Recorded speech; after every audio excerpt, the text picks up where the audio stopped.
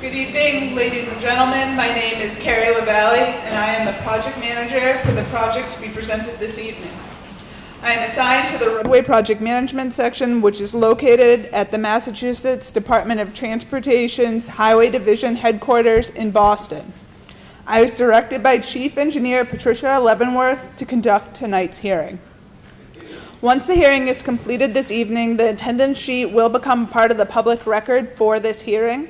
So if you'd like your attendance at this hearing to be a part of the public record, we would appreciate it if you could please sign in. The attendance sheet was at the back of the room right next to the handout. You can also sign in at the end of the evening as well.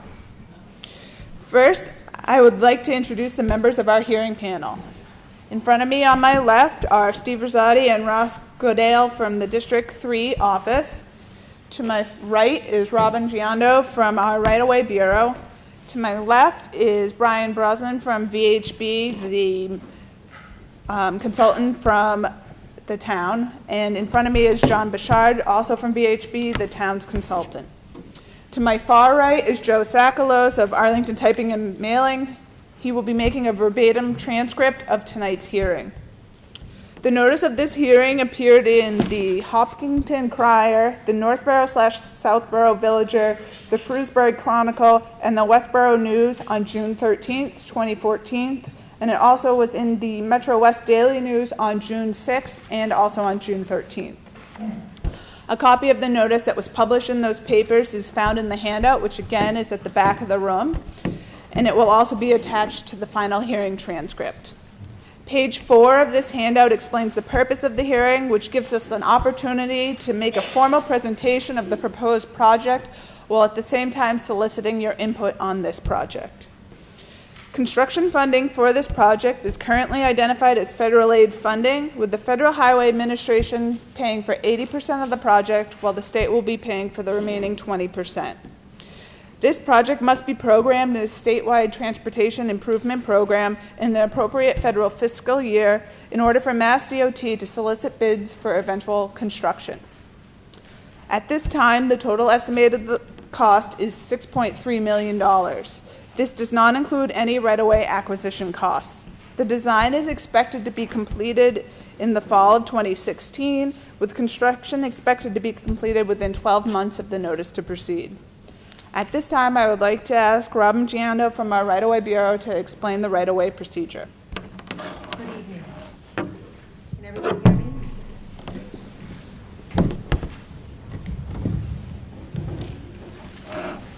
When the Commonwealth, acting through its Massachusetts Department of Transportation Highway Division, indicated it would accept the $6.3 million project for funding under our federal aid program, your municipality accepted certain responsibilities. One of those responsibilities is to acquire all the necessary rights in private and public lands for the design, construction, and implementation of this project. My function is to review and recommend procedures that your municipality will utilize in acquiring these rights. The procedures used must comply with both federal and state regulations. The current design plans indicate that no pre-acquisitions, 48 permanent easements will be required, and that other areas may require temporary construction easements or rights of entries. Your municipality may acquire the needed rights through a combination of donations, eminent domain, deed grants, permits, or rights of entries. Frequently, local municipalities will appeal for donations. Donation procedures minimize the acquisition cost for your community. Donations and rights of entries are not required, and property owners are entitled to an appraisal and just compensation. This project cannot be advertised until the new proposed right-of-way is secured and the Right-of-Way Bureau issues a right-of-way certificate. Affected property owners' rights are protected under our Massachusetts general laws, primarily Chapter 79. And because this project is receiving federal funds, the property owners' rights are further defined under Title III of the Real Property Acts of 1970 as amended. I will be happy to answer any general question concerning right-of-way activities during the open forum, and I will be available after the hearing for any specific questions you may have. Thank you. Thank you, Robin. At this time, Brian Brosnan of VHB will describe the town's project in detail for you. I ask that you hold your questions until he completes his presentation and until I open the hearing to the public. Thank you. Thank you, Carrie. I'm sure most of you folks probably can't read these boards here. I'll do my best to kind of describe this using, can you all hear me? Can you hear me in the back? Okay, good, thanks. Try to go through the project using the graphics that are up here on the screen. Obviously, we have the project starts at Sears Road and goes all the way to the just past Parker Street for a total length of about 1.25 miles. I think that maybe I'll take it in chunks so we can kind of sort of hopefully smoothly go through this. The roadway design that we have up here in the plans, for generality's sake, we're going to have 11-foot travel lanes and 4-foot paved shoulders. There will be granite curbing or edging on both sides of the roadway. Usually the edging will be on the side that doesn't have the sidewalk, and we'll have vertical curbing on the side that does have the sidewalk. Some of the things you'll notice that's going to be different than what's out there right now is that we're proposing a sidewalk to begin at Sears Road and connect up to the existing sidewalk that is currently on Parkerville. So I should be kind of shift that. Part of the project design is we've gotten information as to the condition of the pavement out there through some testings that were done. And the idea behind the construction of the roadway is that they will grind up the existing pavement and the gravel. There'll be a machine that spits it out the back end. They'll smooth that out for a base, and then they'll pave over the top of it. We have striping that's proposed, white shoulder lines or fog lines, double yellow center lines. We've also, in areas where we have crossings, we've proposed at this time to have some sort of decorative crosswalk treatment, whether it be stamped asphalt, stamped concrete, and right now that's up in the air as far as how that treatment would be. We just wanted to at least delineate where we're putting in new crosswalks. With those crosswalks come handicap ramps that, as you can kind of see, are kind of shaded in the yellow. So we have to make the sidewalks handicap accessible. That's why the handicap ramps go in. As I said, we're kind of sort of moving from west to east here. We do have a couple of locations where we're having drainage installed to kind of alleviate some of the problems that they have out there. One location is on the west side of Parkerville. For the time being, we've showed a series what's called sedimentation/detention basins to treat the runoff that's coming off the roadway now. Because we are providing curbing on the roadway, we're now collecting the stormwater in the road rather than having it sheet flow off to the sides. That's more environmentally sound in order to catch all that runoff that may also collect salts and silts and sands and put it into this pre-treatment system here. Like I said, this is just a placeholder now. This is just a 25% design stage, so keep in mind that there's much more work that's involved. But like I said, our idea for here is to provide some sort of drainage treatment system here. We continue moving east past Parkerville. We continue with the sidewalks that are on the south side of the roadway. Again, I know that there is, keep going east there. There is a spot up, I think, at the driveway at St. Mark's. There is a pipe that's there now that kind of spills water out, some of it into the street, some of it into the adjacent property, so we're going to catch all that. One area, too, is that there's another series of drainage structures that are going to connect into a system that's already been designed by the Fay School. Fay School has made it known to us and to the town that they have a system that'll handle some of the runoff from Main Street, so we're going to take advantage of that. What you see here in the green is landscape grassed area, so we'll take advantage of trying to provide as much grass and landscape area as we can. Again, we have notations on the plans that show where there are some trees being removed. We also have locations where trees are being proposed, and we'll do our best to provide as many trees as we can, knowing that that's a sensitive item for the town. Keep moving south, east, John. There you go. Just as we're heading up the hill, you'll see this little symbol here. There's a school zone light there now, 20-mile-an-hour light, and we will be replacing that as part of the project. This is one of the first entrances to the Fay School. I know there's been some talk about, stop there, John. Is that there's some ledge outcrop that's here now as you're heading up the hill to the Fay School, and we'll be having to remove some of that in order to build the improvements. Our idea is to not use blasting, no dynamite, none of that stuff. We find that that's very problematic, so we'll be having machines just chip away at that during construction. One thing to keep in mind is that from the beginning at Sears Road, as you head east along the roadway, the existing pavement roughly starts about 24 feet wide. So obviously there's going to be some widening of the pavement there. And as we get towards the downtown area, it gradually widens out to, in some instances, 30 feet to 32 feet, which is pretty much what our cross-section is calling for between the travel lanes and the shoulders. One other change that we're making here is that there is a crosswalk at Fay now that's roughly in this location here, right next to this driveway. So the idea is to move that crosswalk down to here to get it out of the way of the driveway, and then install brand new sidewalk on the north side of the roadway. As we continue west, one other thing to note is that there are symbols here for utility poles.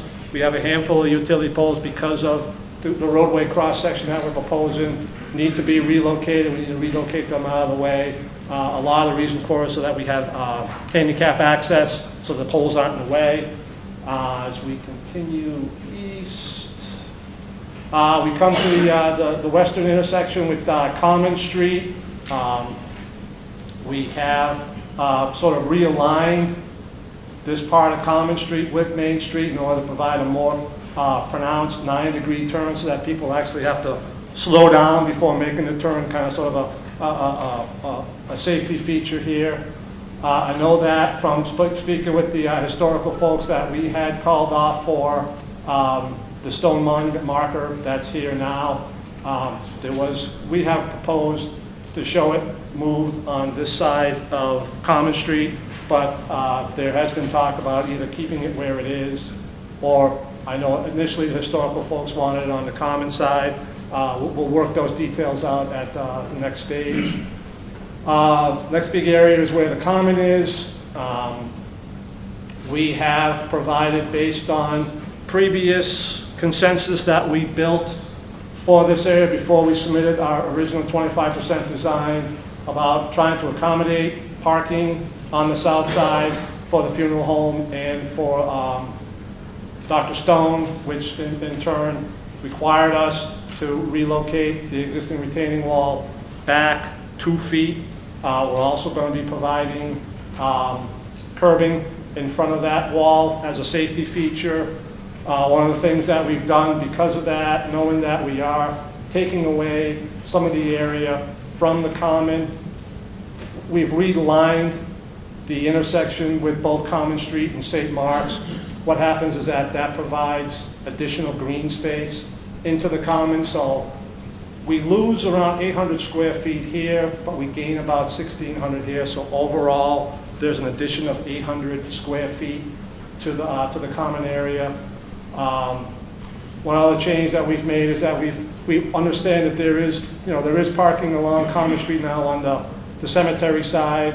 We are going to still accommodate for that with some parking in here, but also at the same time make Common Street in this section one way up the hill. Again, we're doing some realignment here where Common Street meets up to Main Street as a safety feature. What that does, provides us an opportunity for some landscaping in this area here. I know that we will be taking out the nose of the common here, but one thing that's important to note is that the all-war memorial will not be touched as part of this project. Moving more west, John, obviously the library is here. We come to the intersection of Route 85 and Route 30. Major changes that are going on here. We're providing left turn lanes at all 4 legs of the intersection.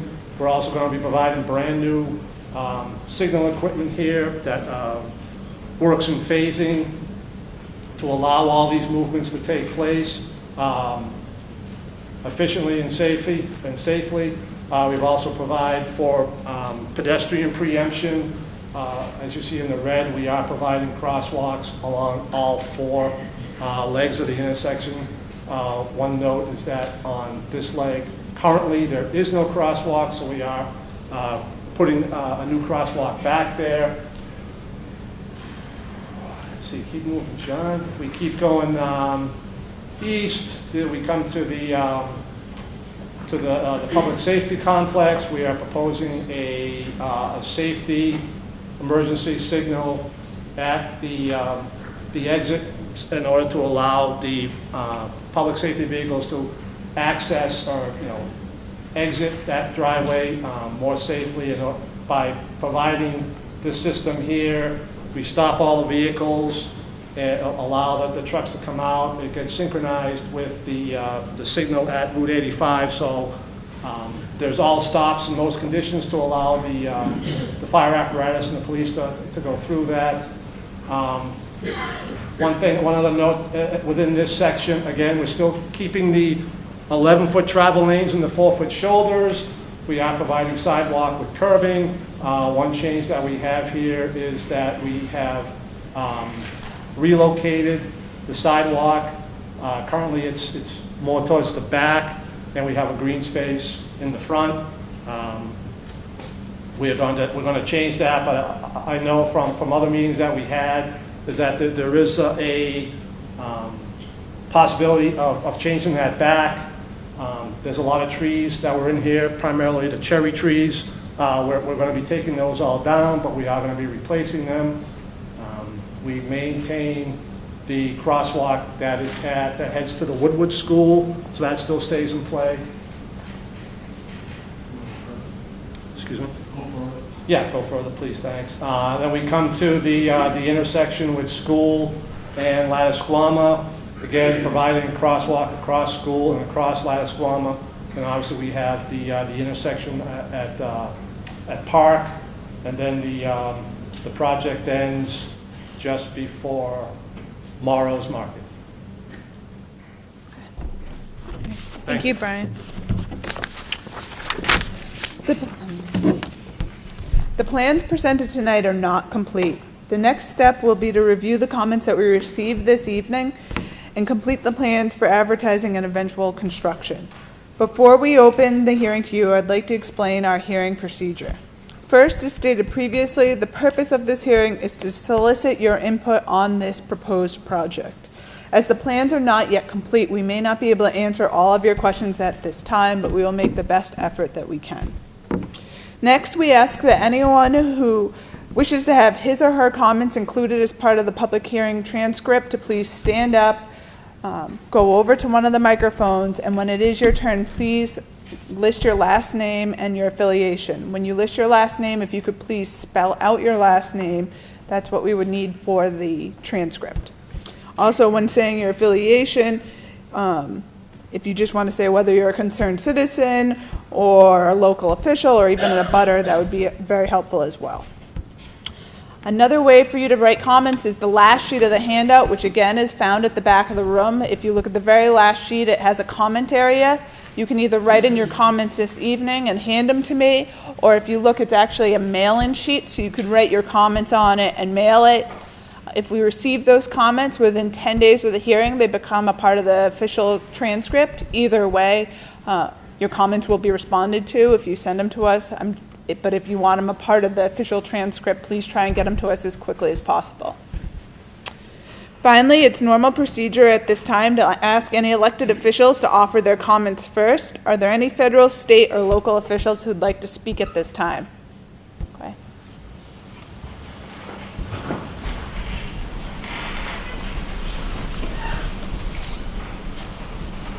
I'm Bill Boland, B-O-L-A-N-D, current chairman of the Board of Selectmen. Thank you for coming out tonight to hear everyone's comments. The plan that you have is our design from a previous board. We have changed, including most recently gone to a 5-member board from 3. What we have done is recently appointed a working group to study the plan with the engineers and the DPW, and they have recently submitted their report to us last night, and we had a brief discussion on that. They will present that tonight in the form of comments. And it's our intention to try and meet next week and go over that report. Then with any changes, submit those to you in writing during the 10-day comment period. The board working group went through the plan very diligently. We're pleased that what they were able to get done in such a short period of time. Most of the concerns seem to revolve around similar concerns with the residents on trying to reduce the required footprint as much as possible in order to maintain the rural character. And I think you'll hear some of those comments tonight. Thank you. Thank you. Are there any other elected officials that would like to speak at this time?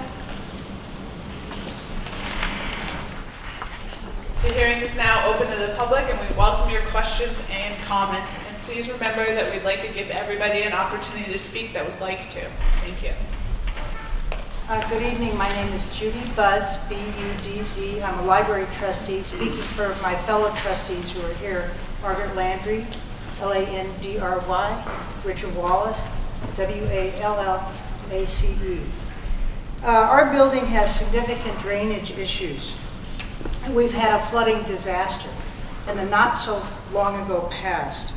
And the trustees have been attending these meetings in order to make sure our concerns are heard. At the meeting on June 2nd, we asked the engineer from our self-funded drainage study, to outline the potential risks for the working group so they would understand what might happen to our building in some iterations of this project. We asked him to make suggestions for mitigating these risks. He came with a previously submitted drainage set of suggestions.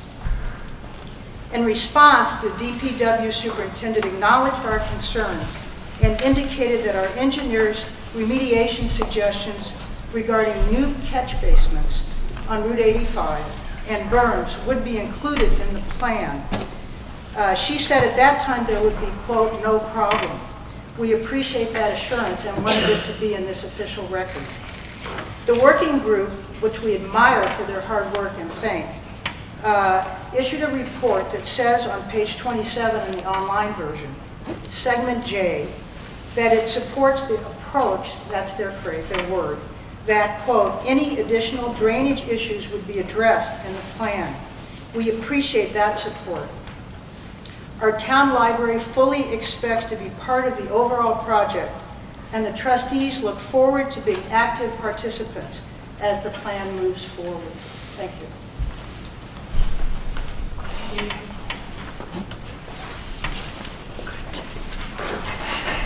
Hi, my name is Betsy Crowley. Crowley, last name C-R-O-W-L-E-Y. I'm a resident, 116 Main Street.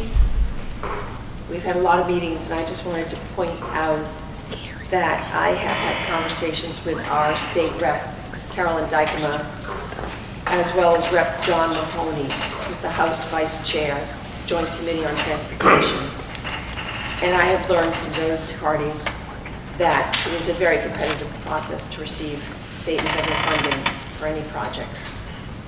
And Can you speak a little closer to the microphone?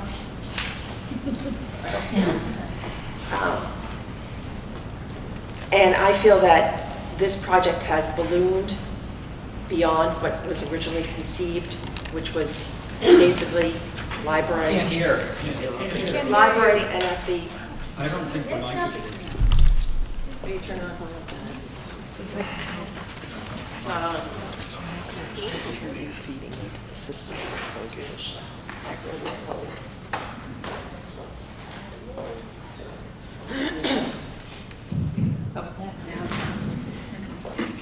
Do I need to start over? I can hear you, but I don't think that audio. It's better now. Much better. You've got my name and address and all that? Yes, I have. Okay. Well, I was reporting that I had conversations with our state rep, Carolyn Dykema, and also Rep. John Mahoney, who is the House Vice Chair, the Joint Committee on Transportation. And I learned from them in the discussions that it's extremely competitive to receive state and federal funding for transportation projects. And I think that we should take this very seriously. I feel that over the years in this discussion, the project has ballooned from being centered around the intersection to spreading out all along Main Street and becoming more and more complex. There's a lot of self-interest involved here on the part of residents, town officials, as well as MassDOT. I think it's irresponsible to allocate state and federal taxpayers' money toward a project that is unnecessary. The scope is too large. And I urge you not to fund this project as it currently stands, including this supposedly reduced proposal. I also want, for the record, to let you know that in my opinion, there are many, many residents of this town that do not understand what is going on about this project. It's been on the books for so long, and it has not been explained clearly to the population what's going on. There's been misrepresentation posted publicly at the post office, Southborough Medical, different places around town, with graphics of a different project, showing buried power lines, showing lovely crosswalks, also only being at the intersection, not showing turning lanes, not going down to Sears Road, not going in town. And that, in my opinion, is what most of the residents of Southborough believe what is going on. When I run into people in town and urge them to come to these meetings, I have actually received a response about how beautiful it's going to be when we have those nice crosswalks and buried power lines. As you know from the proposal, that is not even on the books. That would be something that the town would have to cover themselves. So I urge you not to support this as it is due to lack of understanding of the residents of this town and, in my opinion, an overblown expansion due to self-interest. Thank you.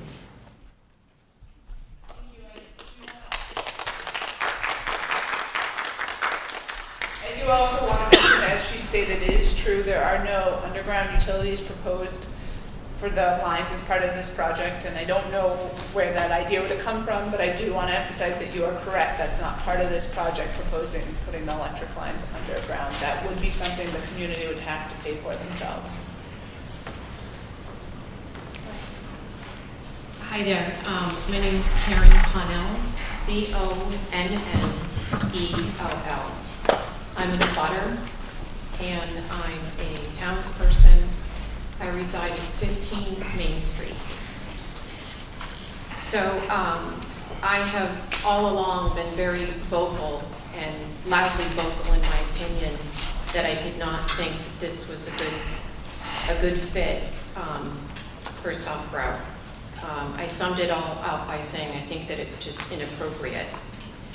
But I do have a couple of questions, and I hope this time that the questions will be answered. The first question I have is, and it's in gratitude to the working group.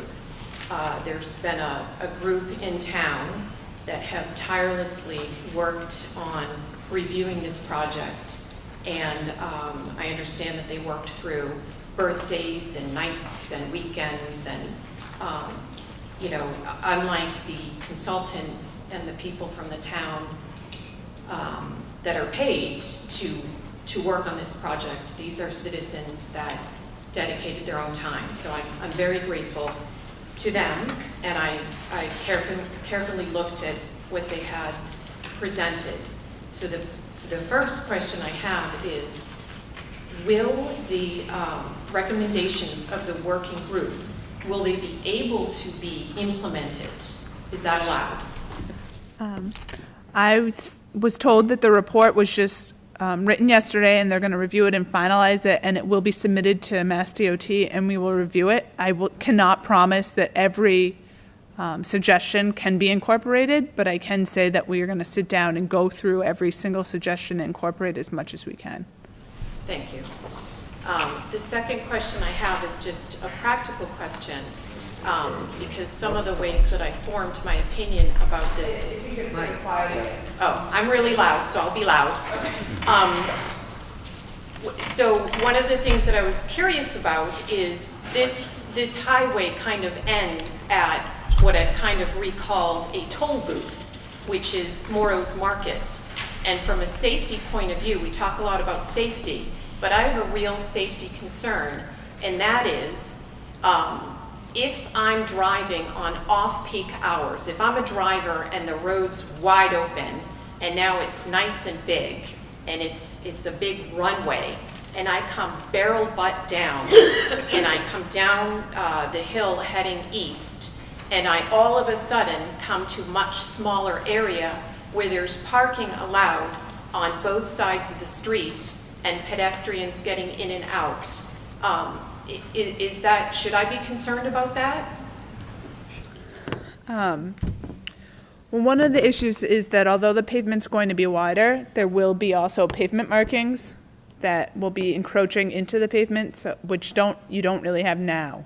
So that will actually make it feel narrower when you're driving on it on the roadway itself, even though it's not a physical barrier, I guess.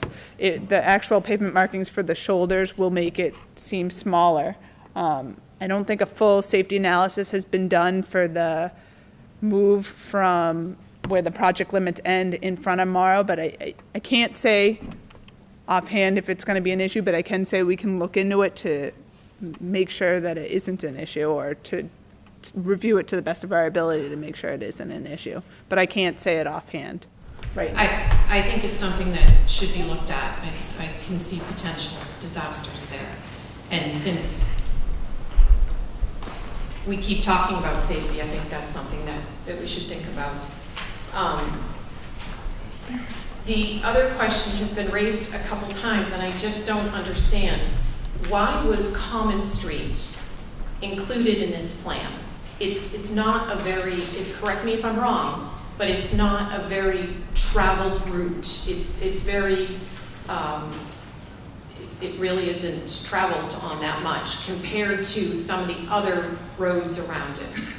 Are you're talking about like the additional work that was incorporated as part of the town common as well, or just the street itself?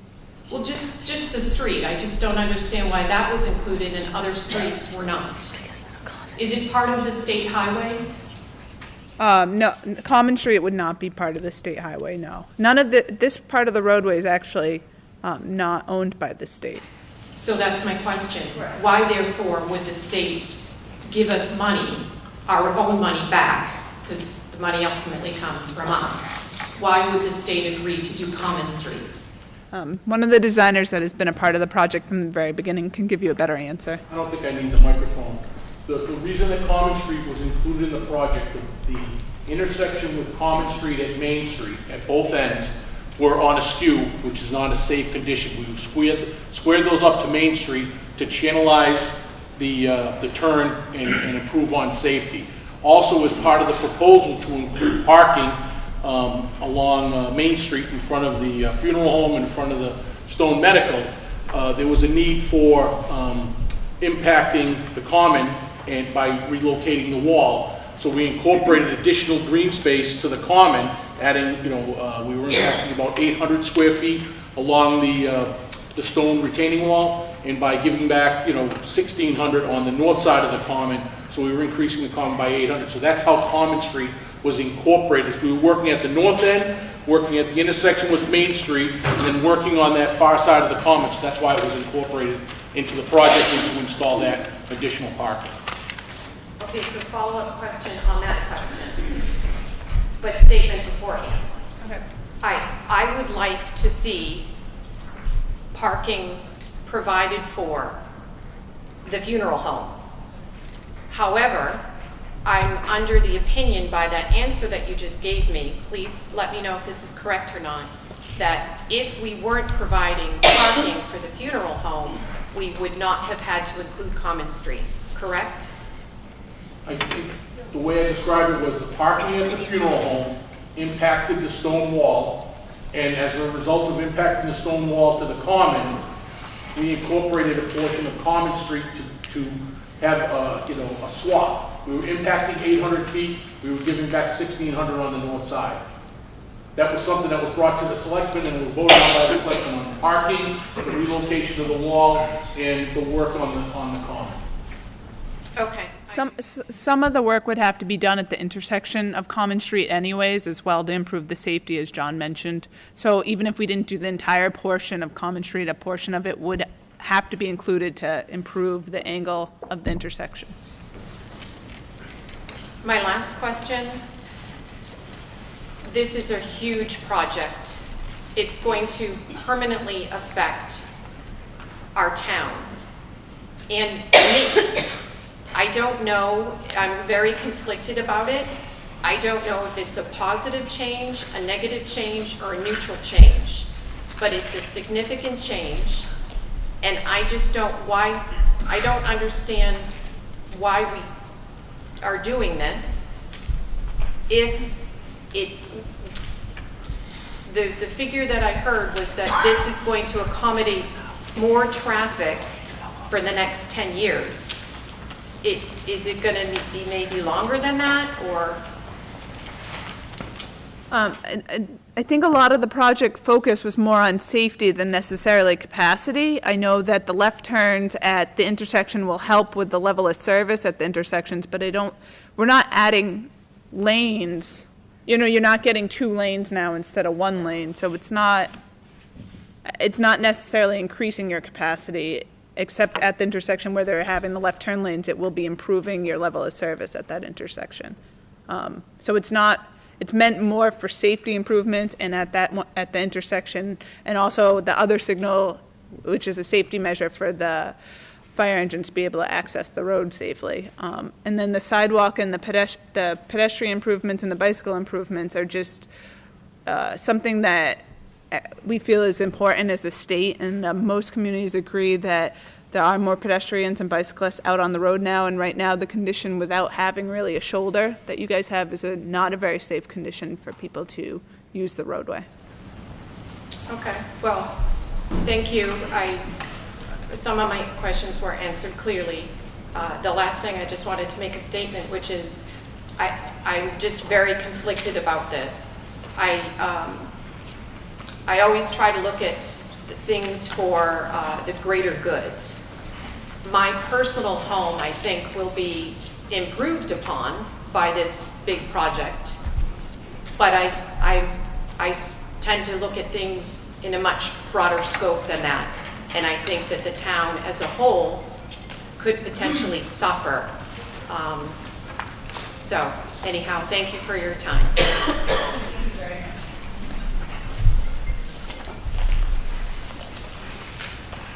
Good evening. My name is Kathy Bartolini, B-A-R-T-O-L-I-N-I. I'm a resident of the town, and I currently serve on the planning board, but I'm speaking as a resident, not on behalf of the planning board. I've also had the opportunity in my professional life to be executive director of what was the Metro West Growth Management Committee, now the Metro West Regional Collaborative, and to be the Planning and Economic Development Director for the town of Framingham, and in that role served on the MPO as a voting member. And when I started at Metro West Growth Management,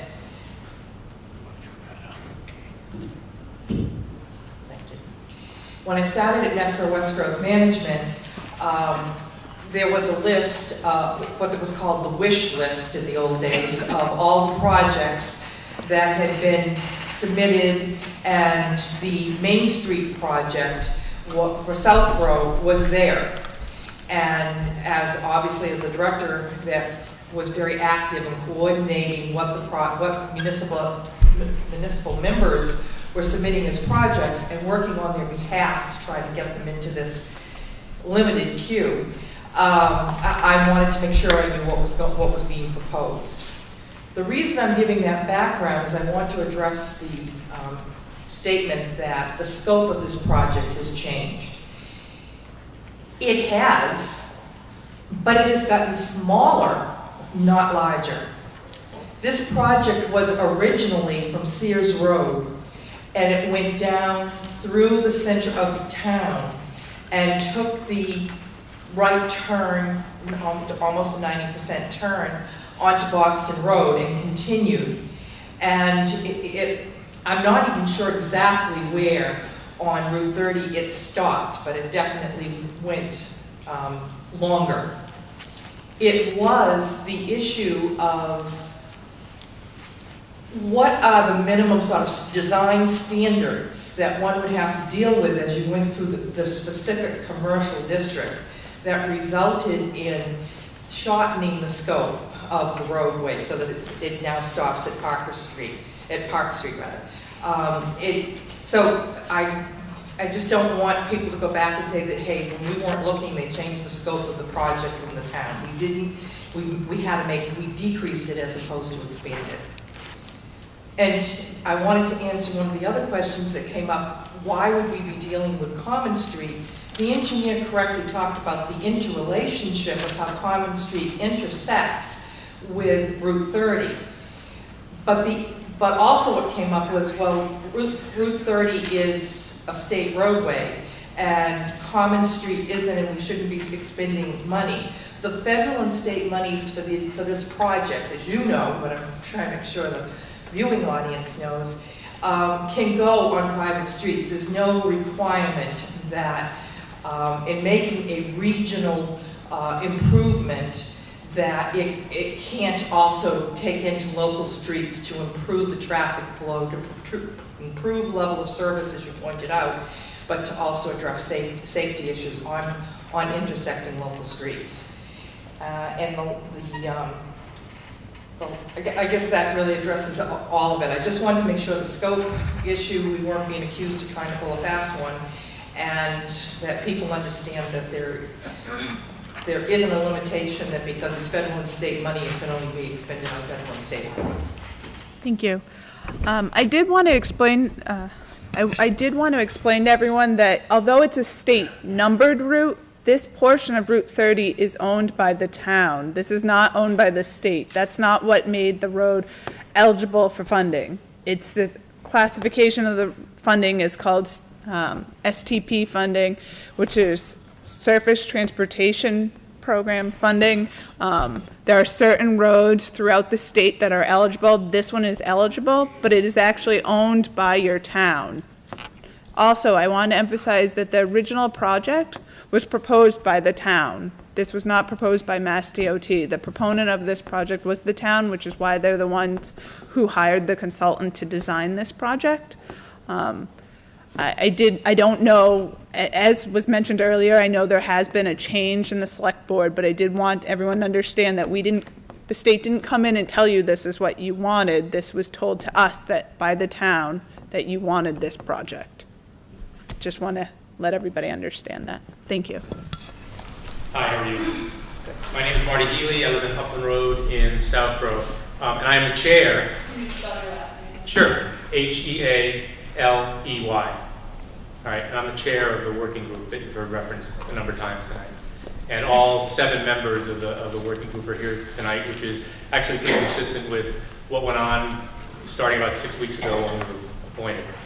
We produced about a 35-page report, and I'm not going to go through it in great detail, but I encourage the state to go through it in great detail, because it's a compilation as best we could do, and I think we did a pretty good job of incorporating an awful lot of the issues and concerns that you're going to hear tonight, to some extent that you already heard tonight, that have been brought up in previous meetings, and that were brought up by either the consultants, by members of various boards in town, including elected officials, as well as members of the working group. Our view of the project was done in segments. It's broken down that way in our report. There are some overarching themes, and that is that I mean, nobody listening to the presentation tonight, looking at the drawings, could draw the conclusion that there's going to be no impact on South Road, and on Main Street in particular. In our review of it, what we tried to do is, and we had serious back and forth with the consultants, is look at it from how can the impact be kept to the minimum necessary to accomplish what the stated goals were in terms of safety, improving traffic flow, and the like. And there are very specific recommendations in a number of areas of the project. For instance, starting on the west, some of them are minor things, like currently there's lanes, shoulders, curbing, sidewalk. That's a lot of asphalt in one stretch. Very simple recommendation. Instead of having sidewalk and then green space on the outside between the end of the sidewalk and private property, at least in the beauty's in the eye of the beholder, but there was a pretty strong consensus on our committee that it would be more picturesque, more aesthetic, and keeping more in the general view of what South Road looks like, to have more green whenever possible. And that's consistent throughout the project. Whenever, and you'll see in our report that oftentimes, and this is based on information primarily provided by our DPW and the consultants, it's there's language like if possible, if permitted, space permitting. But again, that's an overarching theme. With a project like this, there's going to be more asphalt. I mean, you talked about the safety of bicyclists and pedestrians. In terms of our review, we get that. But I hope the state gets that whenever that can be mitigated, assuming this project goes forward, whenever that can be mitigated, that should be a paramount concern. Leading into that is the issue about trees. It's hard when you look at a book. It's really hard to see the trees. It's pretty hard looking at those things. A little bit easier seeing where the trees that are going to come down, but there's a lot of them. And we understand that there's landscaping that's going to be available for trees that are going to be removed. We understood in our review that with a construction project like this that involves roadways, that some mature trees are going to be impacted. And appreciate the fact that there's going to be an attempt to mitigate that with additional landscaping. That having been said, again, one of the driving forces for us was to limit as much as possible, particularly in some important areas, the number of mature trees that go down. And we understand, and I'll talk about that, a portion of the project that wasn't talked about in great detail when the consultants went through it, is the area below the intersection on Route 85 that leads into that intersection. And you'll see in our report that an awful lot of time was spent talking about that. You can go down a little bit, John? The community house. I mean, the right hand, the east side of that road going up. I mean, right now there's not a sidewalk. There's some bituminous, new word I got comfortable with as part of the review. Some bituminous berm on both sides. But now, under the proposed plan, there would be sidewalk on both the right, the west, and the east side. Now, everybody understood in sort of the review by the consultant that there are safety benefits to having that sidewalk there. We also understand that there's an awful lot of balancing here. There's an awful lot of cost-benefit analysis that's going on here. And with respect to this part of the proposed project, there's a sidewalk on the other side of the street.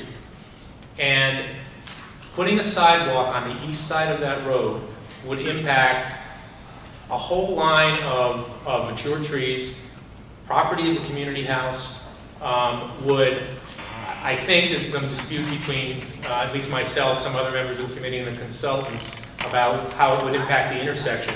But it would dramatically, I'll use the word adversely impact a really, really important stretch of South Road. I don't know that I can emphasize that stronger, and I think I'd like to think that our report does that.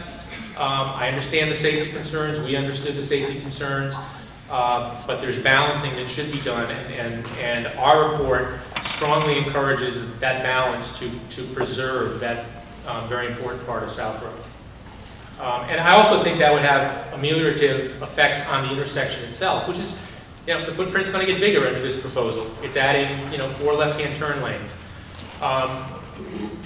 With respect to that, I want to go back west in just a second because I want to talk about the comment, but we understand the footprint is bigger under this proposed plan. We went over in pretty great detail what the safety benefits are for that, and I think those are pretty self-evident, and anybody who's driven through that intersection in a rush hour period understands that it's pretty self-evident. We also understand that the benefits from a traffic standpoint, and all sorts of statistics have been tossed around leading up to this meeting and otherwise, and there are lies, damn lies, and statistics. The statistics are pretty clear on this from the traffic studies that while more traffic may be coming, that putting in the 4 left-hand turn lanes not putting them in would probably have at least a double, maybe a tripling effect on the delays going through that intersection. There's concern that 10 years from now, 5 years from now, whatever the number is, that the traffic volume and perhaps the delays would be the same as they are now. That may well be true. That's looking glass into the future, and there are some projections along those lines. But one thing that is clear is that if the delays are the same 5 years from now as they are today, without the project, they'd be that much worse. And the traffic data that we viewed, I think in pretty good detail, underscored that. If I can go back to the common, you'll see in the report there's an awful lot of unanimity on some things and disagreement even among our group on others. Number one, the consultants mentioned the island at the base of the west end of Common Street. We get the need for the safety there. The changing the turn makes sense, doesn't really adversely impact the common. There's a pretty important historical stone marker sitting in the middle of that intersection, and based on our discussions with the consultants and the DPW, we became convinced, and we hope you become convinced, that if the proposed project goes forward, that marker should pretty much stay where it is. Might have to be moved somewhat for the construction, rather than being moved off to the side. Going up Common Street on however you want to look at it, the north side or the west side, about halfway up, continuing to the top of Common Street, there's sidewalk proposed on that side now. And we even went out, the working group did and walked that. The lower part of that sidewalk runs between the entrance and egress to our townhouse. It's a pretty nice, picturesque area. And even more importantly, above that is the Pilgrim Church, which is a beautiful triangle area in front of that. Again, we understand that there are some safety benefits from that crosswalk that those sidewalks lead to at the top. But again, our recommendation is that is a dramatically adverse impact on the property, and it shouldn't be done. Figure out some other way to deal with safety issues there. Those are not heavily traveled streets. Essentially destroying, because that's what you're doing in the Pilgrim Church lawn, essentially destroying what's a very pretty area in South Row for a, whatever it is, a 20-foot sidewalk that nobody's going to use seems unnecessary.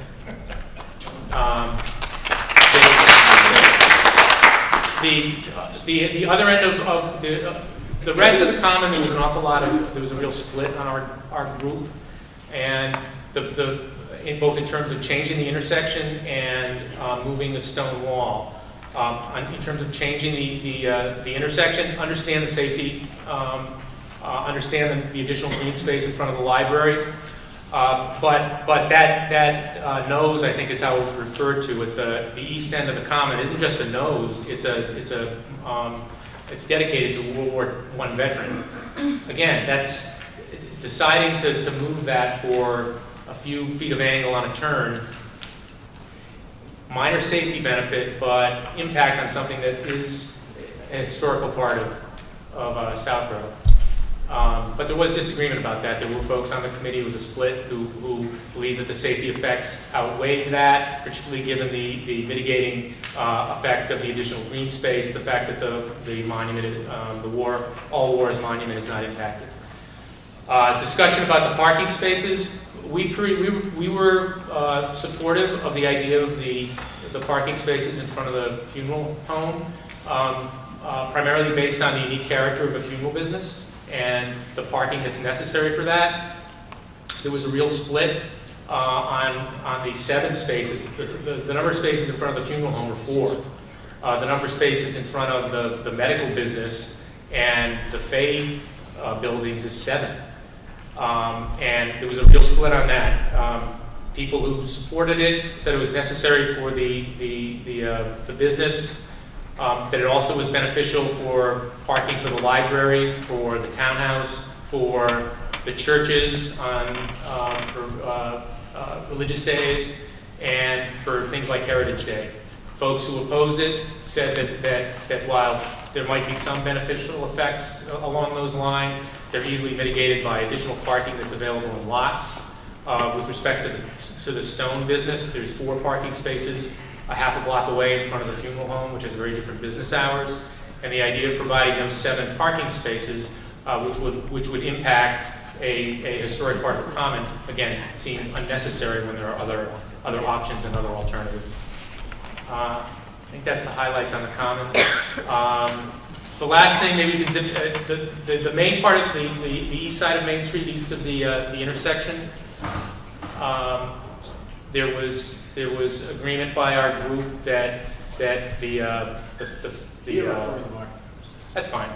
I mean, it looks pretty much the same, other than the public safety driveway from the intersection down to the end of the project. Basically, I mean, there's already a sidewalk on the north side of Main Street there. There's kind of a sidewalk on the south side, but it's shared by pedestrian and parking. And we were supportive of the idea that there be dedicated sidewalks, dedicated shoulders, from safety, from aesthetic, from a whole number of different reasons. Again, this is consistent with what I said earlier about the additional green space. That's a nice row of cherry trees, and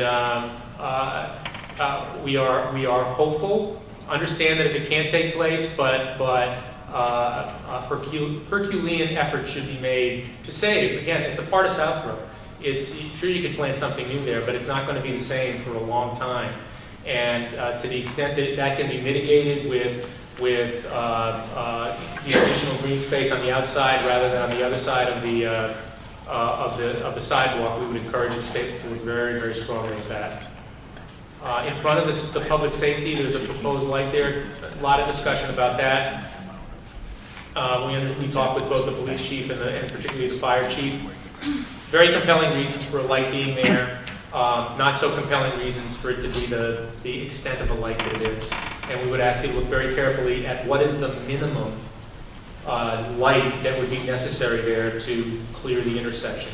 It feels, and this is a layperson talking, and there were six other lay people, at least in this genre, on the working group, but it seemed like overkill. We get the safety concerns, but it seemed like overkill. Finally, just going down to the end of the project, to the east. One of the interesting things, we had a lot of discussion about the turn into Park Street. That's dangerous. There's an awful lot of speeding both in and out of that intersection. We appreciate the fact that the changes that are made there hopefully will alleviate some of that. Also understand that it can't be done more to a 90-degree angle because of private property concerns and grading and stuff like that. It's kind of a weird part of the road. But we're convinced as a group that should have a solid, I hope it's significant, but a solid impact on the flow of traffic, both in terms of speed and direction, and particularly for the flow of traffic in and out of Park Street. Just as an aside, we talked to the police chief about taking additional steps if that doesn't work. And finally, there's a crosswalk missing there. Not on the proposed plan, but one that we feel very strongly should be put back in. There's one there right now, it's, people are going to cross that street there. We understand that there were concerns about the footprint on the northwest corner of that intersection because of some impact it might have on a wall. Get that, and contrary to our instincts in most of the other areas of the project, we concluded that increasing the size of that footprint is worth it given the safety benefits of a crosswalk where people are going to cross. If you don't have a crosswalk there, that's not going to stop folks from crossing at that intersection. It's a natural flow of pedestrian traffic. There's more. It's in the report. I hope it's helpful. I hope you take it very seriously if this project goes forward, and mitigate as much as you possibly can, again, if the project goes forward. Thanks. I just wanted to say thank you to you and thank you to the committee that has worked so hard on this. We're definitely going to review the report and go over it with the consultant to see what we can incorporate and get back to you guys on it. Hi, I'm Nancy O'Connor, O-C-O-N-N-O-R. There's an apostrophe in there too, apostrophe C-O-N-N-O-R.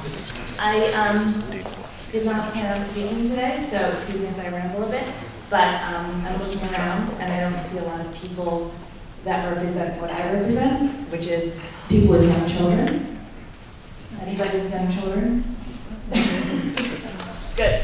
Well, I live on School Street, 9 School Street, right at that intersection that is losing that crosswalk, next to another crosswalk that's painted yellow that everyone ignores that goes down to Woodward School, which I lived here for 3 years and never even noticed until I started walking my children down there. No one stops at that crosswalk. Everyone looks at me like I'm a freak, and I'm like, hey, crosswalk!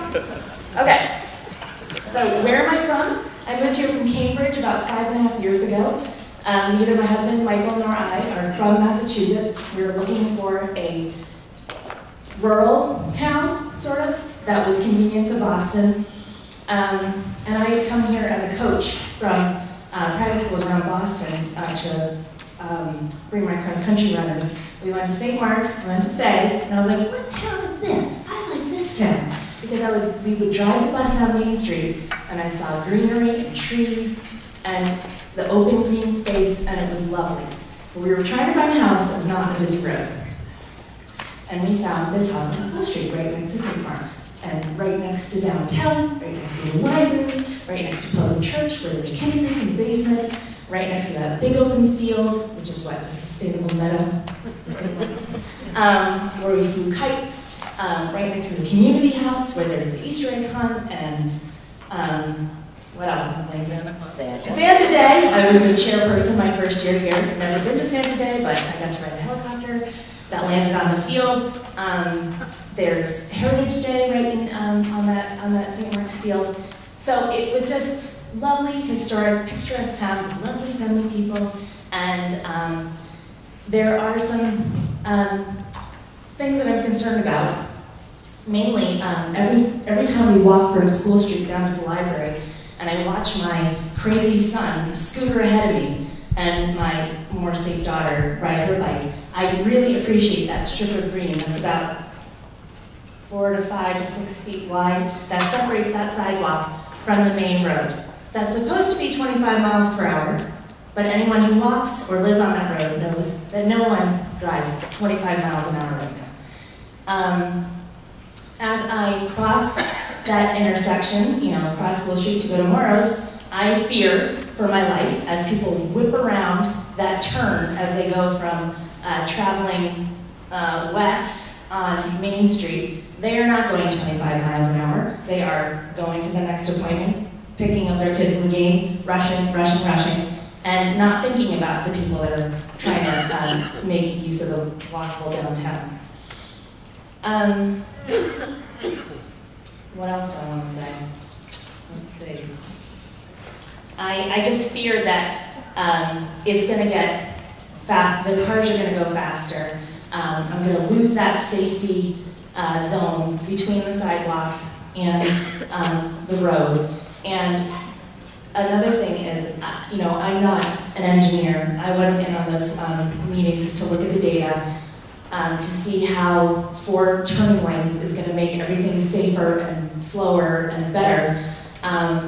But, you know, as I sit in that, I'm bad at directions right now, but as I sit at that intersection on Main Street to take a left onto 85 South, I sometimes get annoyed that there's a backup, but I kind of like it because it's a deterrent to people who might look at our town as a cut through to avoid Route 9 or whatever, to race to their next appointment. And as a final note, selfishly, living on School Street during rush hour, I'm the third house in. You would think, you know, 3 houses in from Main Street, people would not have time to speed up to dangerous speeds. And they do. You know, I often hang out in my driveway with the kids. I don't know if you've seen us with the double garage and now the new basketball hoop. But we ride our scooters around and the bikes and we hang out in that driveway. We wait at the end of the driveway for the bus and people speed by. I really fear that this is not going to be a 12-month project. This is going to be much longer, and people are going to take advantage of the cut-through to go up to 85 North, and there's going to be an accident. I mean, we have young children. There's 2 young children down, 2 houses down from us. A little boy just moved up 2 houses from us. Kids from St. Mark's cut through to go through the woods, down School Street to Main Street to take advantage of the businesses. And there's just an accident waiting to happen. So I keep hearing about the improved safety, but I fear that it's going to go in the other direction. So I think that's it. Okay, I want to say thank you. Thank you. I will say that during construction, we can definitely work with the local police about enforcing anyone from using your street as a cut-through. That would be something we would do. But the enforcement issue would be something that your local police would have to maintain for speeding, as well as anybody using the roads incorrectly because they're in the wrong type of vehicle. Sorry, go ahead. Good evening. My name is Don Morris. I live on Depot Road, Morris. I'm a concerned citizen, but I'm also an elected member of the planning board, and I am speaking as an elected member of the planning board. I think it's been determined, not just tonight, but in many of the earlier meetings, that the number of trees to be removed and the number of trees to be planted is still a moving number. Is that correct? That is correct. At what point in the design, I guess as far as planting trees, you can always do that at any time, but at what point in the design is the number of, you know, is the tree issue, removal and planting, you know, finalized? At one point, we will have to do a form called an ENF because of the amount of shade trees that would be getting cut down. That's a separate set of plans that has to get approved and presented.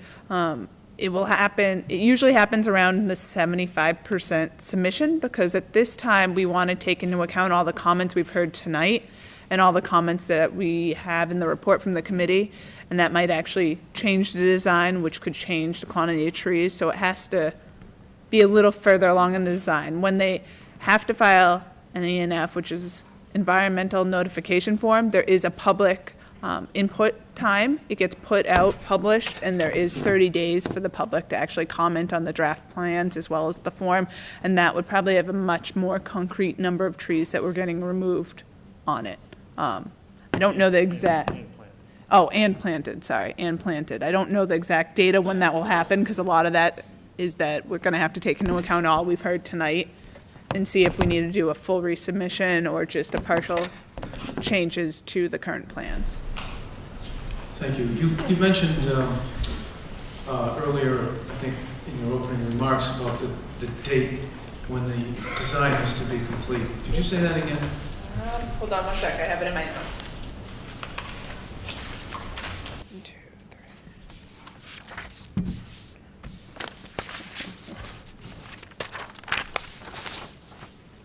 All right. At this time, it's the fall of 2016 that it's estimated that the project would have the design be completed. And then you said a minute ago that the tree portion would be Done at 75%? 75? So. Oh, I guess it's you're not saying linear, but the approximately schedule? Where would that be in the timeline? Is there a chance that I could get back to you? Because we do have to sit down and come up with a schedule, so it's something that I could provide to the town, and they could probably post it on their website or in the town hall. Because I don't want to give you the incorrect answer. I don't want to make anything up. I think it's best if we go back to the office and actually calculate a good schedule for you. Right. And that would incorporate the ENF, and that would be the time period, and we can highlight that if that would be helpful. But I think that we're all in agreement that it's not a linear No, percent to days. correct. It's not linear, which is why I don't know if I can give you an accurate date. You know, I can't give you an exact time frame. Okay, thank you. The other thing was the sidewalks. I think at the previous meetings, most recently, we were told that that was still flexible also, whether it was going to be a stamped pavement or something else. And just last week, I was driving through. Are you saying for the crosswalk, the material in the crosswalk? Is that what you said? I'm sorry, I didn't hear. Crosswalk, Yeah, I didn't hear the beginning. I just want to make sure I heard. Yeah, the crosswalks, the material. And just last week, I was driving down Main Street in Marlboro, where they had installed stamped pavement crosswalks several years ago. And shortly after they paint them, the portion of the sidewalk where the tires and the cars go, paint disappears, and it looks like a poorly maintained crosswalk for the majority of its life. And then also last week, I happened to be driving through Natick Center and noticed that they have relatively new sidewalks there, and they appear to be brick or pavers, not stamped and not painted. So I would encourage or recommend that we stay away from the stamping and the painting on the crosswalks, and we look for something that's more durable, but also probably less maintenance, and in my opinion, much better looking. Thank you. Thank you very much. We can definitely look in that crosswalk options.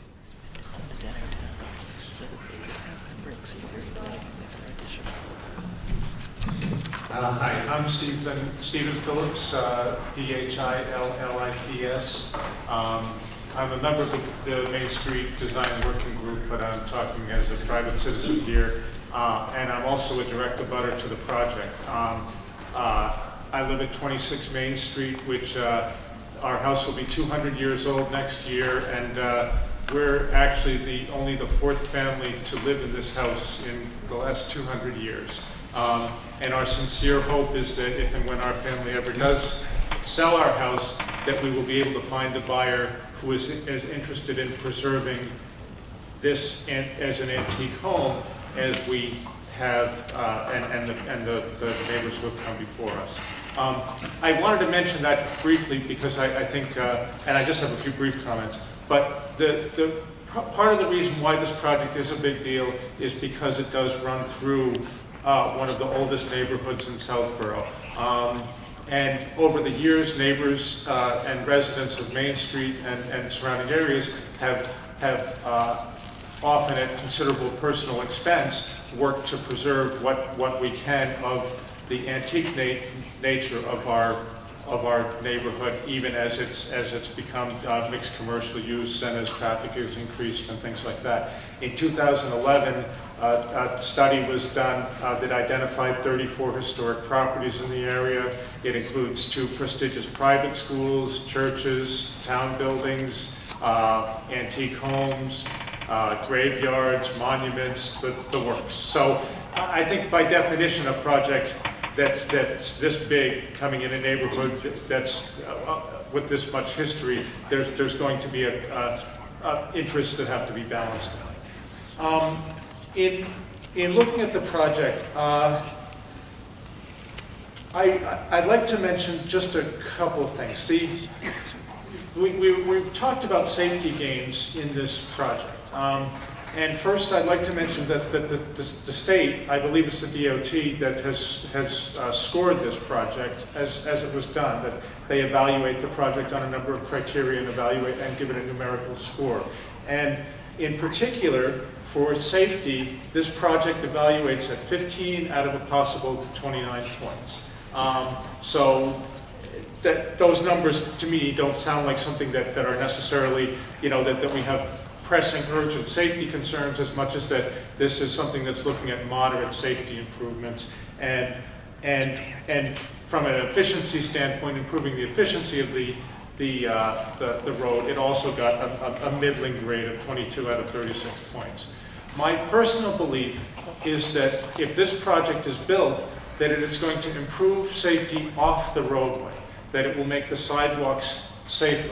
But that I believe it's going to be detrimental to safety in the roadway for two reasons. I believe that this design is going to encourage more traffic volume and greater speeds, and also there's less of a buffer for cars pulled over on the shoulders where we now have 4-foot shoulders.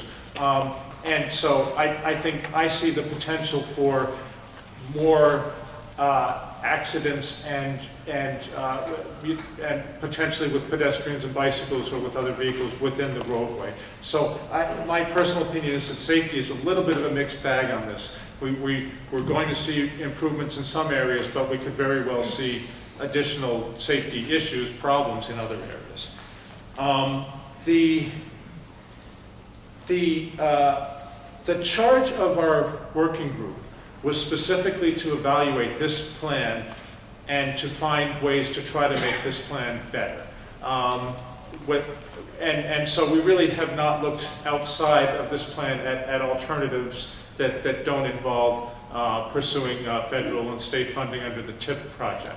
I know a lot of people in town have been under the impression that if we don't accept this funding, or if this funding doesn't come through for some reason, that the burden of repairing this and maintaining this road would fall directly on town residents. But the conclusion of our working group was that that alternatives to this project could be done using state Chapter 90 funds. We have a balance built up of funds that are dedicated to Main Street repairs, and if we phased portions of this project over time, we haven't heard any statements to the contrary that this couldn't all be funded with state funding either way. So I think that what we really haven't done yet is the two things are what we saw about, as we've discussed and gone through the project, is that a lot of the issues that are the most concern to people, there is relatively little give back and relatively little room for changes in the plan.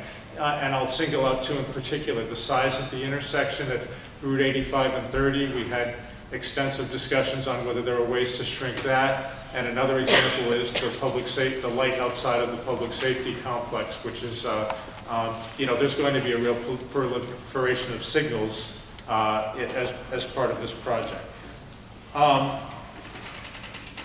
And so my recommendation is that in the wake of this, that we've learned a lot of the information we need as a town to make a decision about whether this project is good for our town. We have some choices to make, as we're in an era of just explosive growth all around in our region, and you can't stop progress, but we have to ask, are there ways to manage it and make it work better for us? My recommendation would be at this point that subsequent to this public hearing, that we as a town take another look at what the alternatives were. If for some reason we as a town decided not to pursue this funding, or if the funding didn't take place, it was defunded, what would we do as an alternative? And I think if we were to flesh out those plans, then we could really make an informed decision as a town to say, okay, is what we gain potentially from forgoing this funding worth losing the funding? That can we do as good a job ourselves? Are there advantages? And maybe we'll find out that doing it locally doesn't really buy us enough benefits that we should forgo this funding. But I think it's a critical piece of information we should have. And I would say in the short term, there are one advantage of doing some things ourselves so that we could start potentially right away. We've identified in the traffic studies, or from looking at the traffic studies, that there are a couple of directions that have problems that cause most of the congestion. And it seems like we ought to be at least taking a look, and it's something we could do tomorrow, is to look at signal timings. Could delayed greens in the opposite directions help to alleviate a lot of the problems with, for example, cars trying to go west on Route 30 onto Route 85 south in the morning. So I would recommend that we look at these. You know, we might find that it makes more sense for us as a town to invest in smart signals that will help ease traffic through than to buy a whole brand new intersection. I think that's pretty much what I have to say. As somebody who does value antique homes and the heritage of this neighborhood, you know, we've had a couple of near misses. A couple of years ago, the magnificent Garfield house down the street on Parkerville was languished on the market for a year, and that potentially we could have lost it. I think that our history here in this town and the historic nature of this district is more fragile than people may realize, and it can change in the blink of an eye. I lean towards a minimal solution that takes it step by step. I'd like to see enough hard evidence about what our alternatives are for us to really make an informed decision as a town.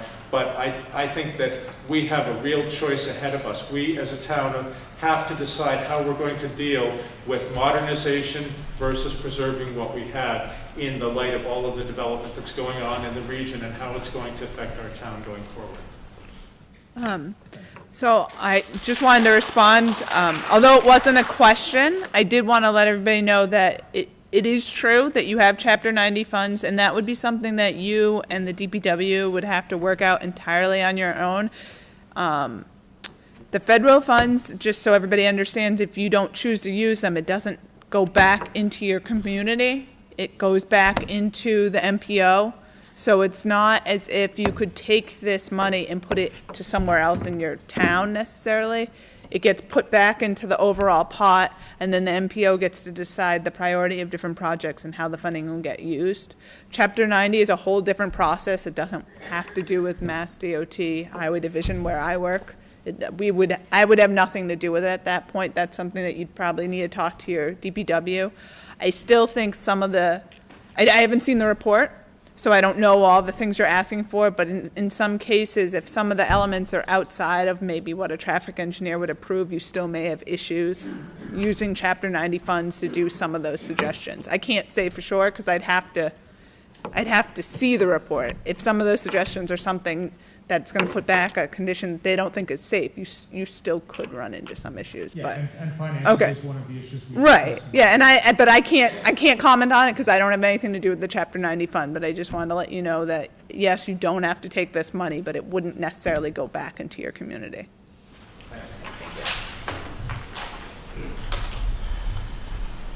Good evening. I'm John Rooney, R-O-O-N-E-Y, 35 Edgewood Road, Southborough.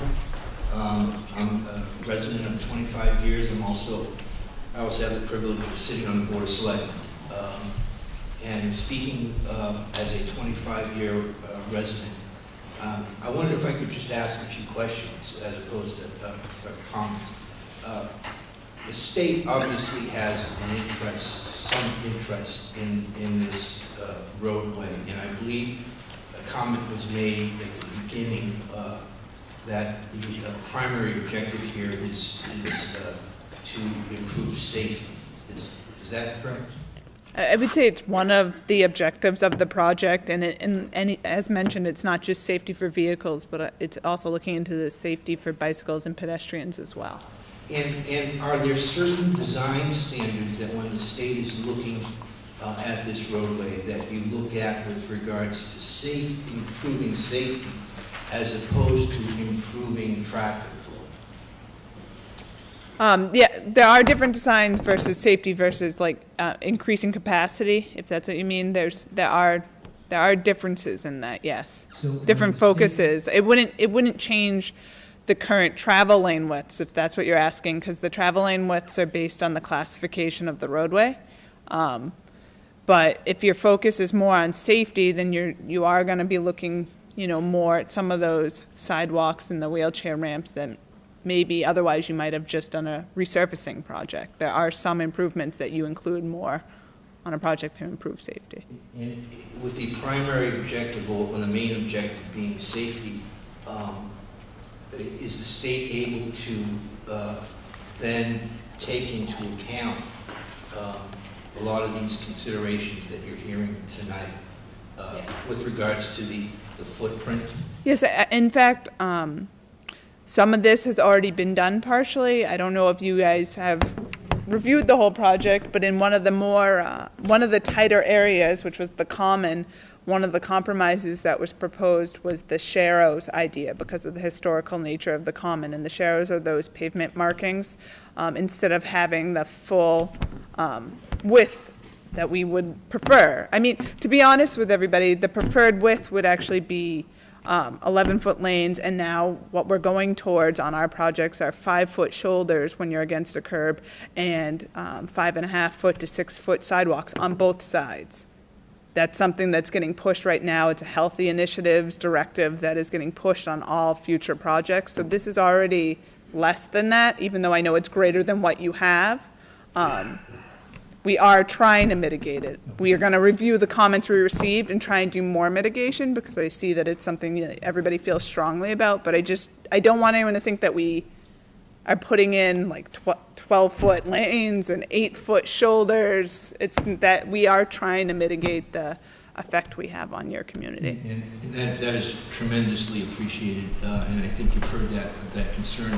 I know you obviously go to numerous communities and you hear residents all the time, but if you ask 98% of the people that are here tonight, the top 5 reasons why they moved or were born, so they perhaps didn't have a choice, but to Southborough, high on that list is going to be the bucolic nature of the town.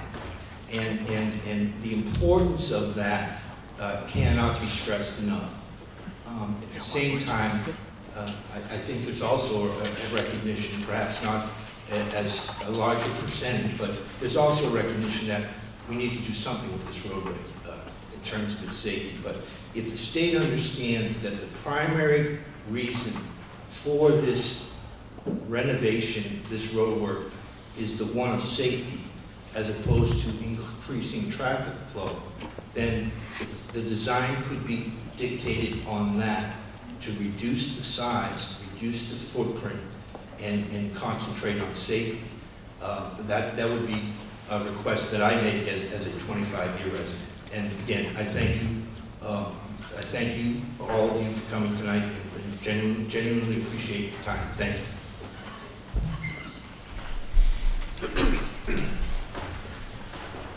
Hello.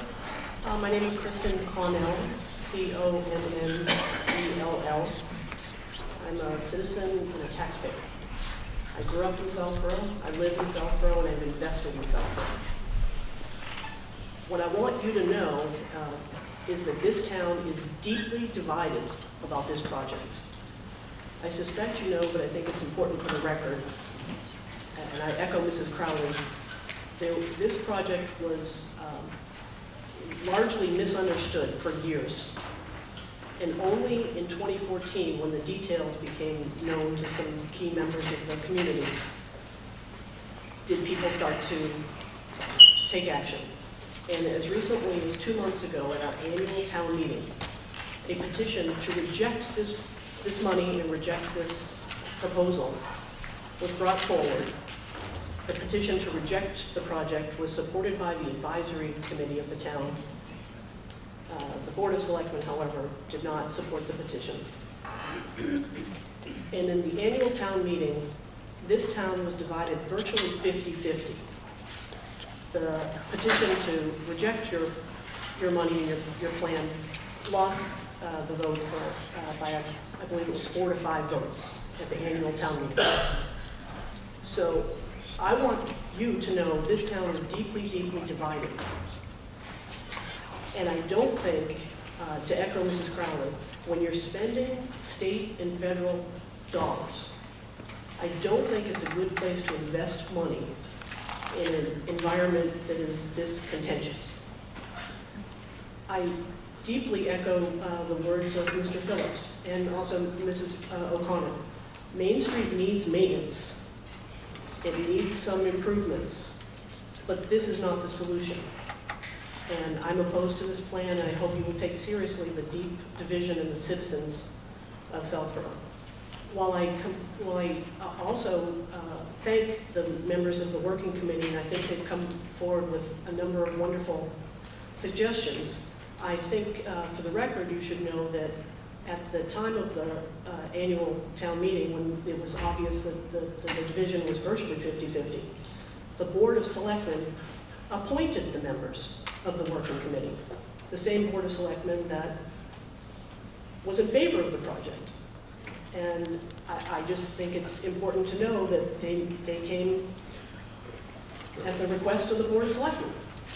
And to echo Mr. Phillips, they were given a specific charge, which they obviously handled admirably, but nobody has asked, where is the working committee for the alternates? And I think that's very important for the state to consider. Thank you.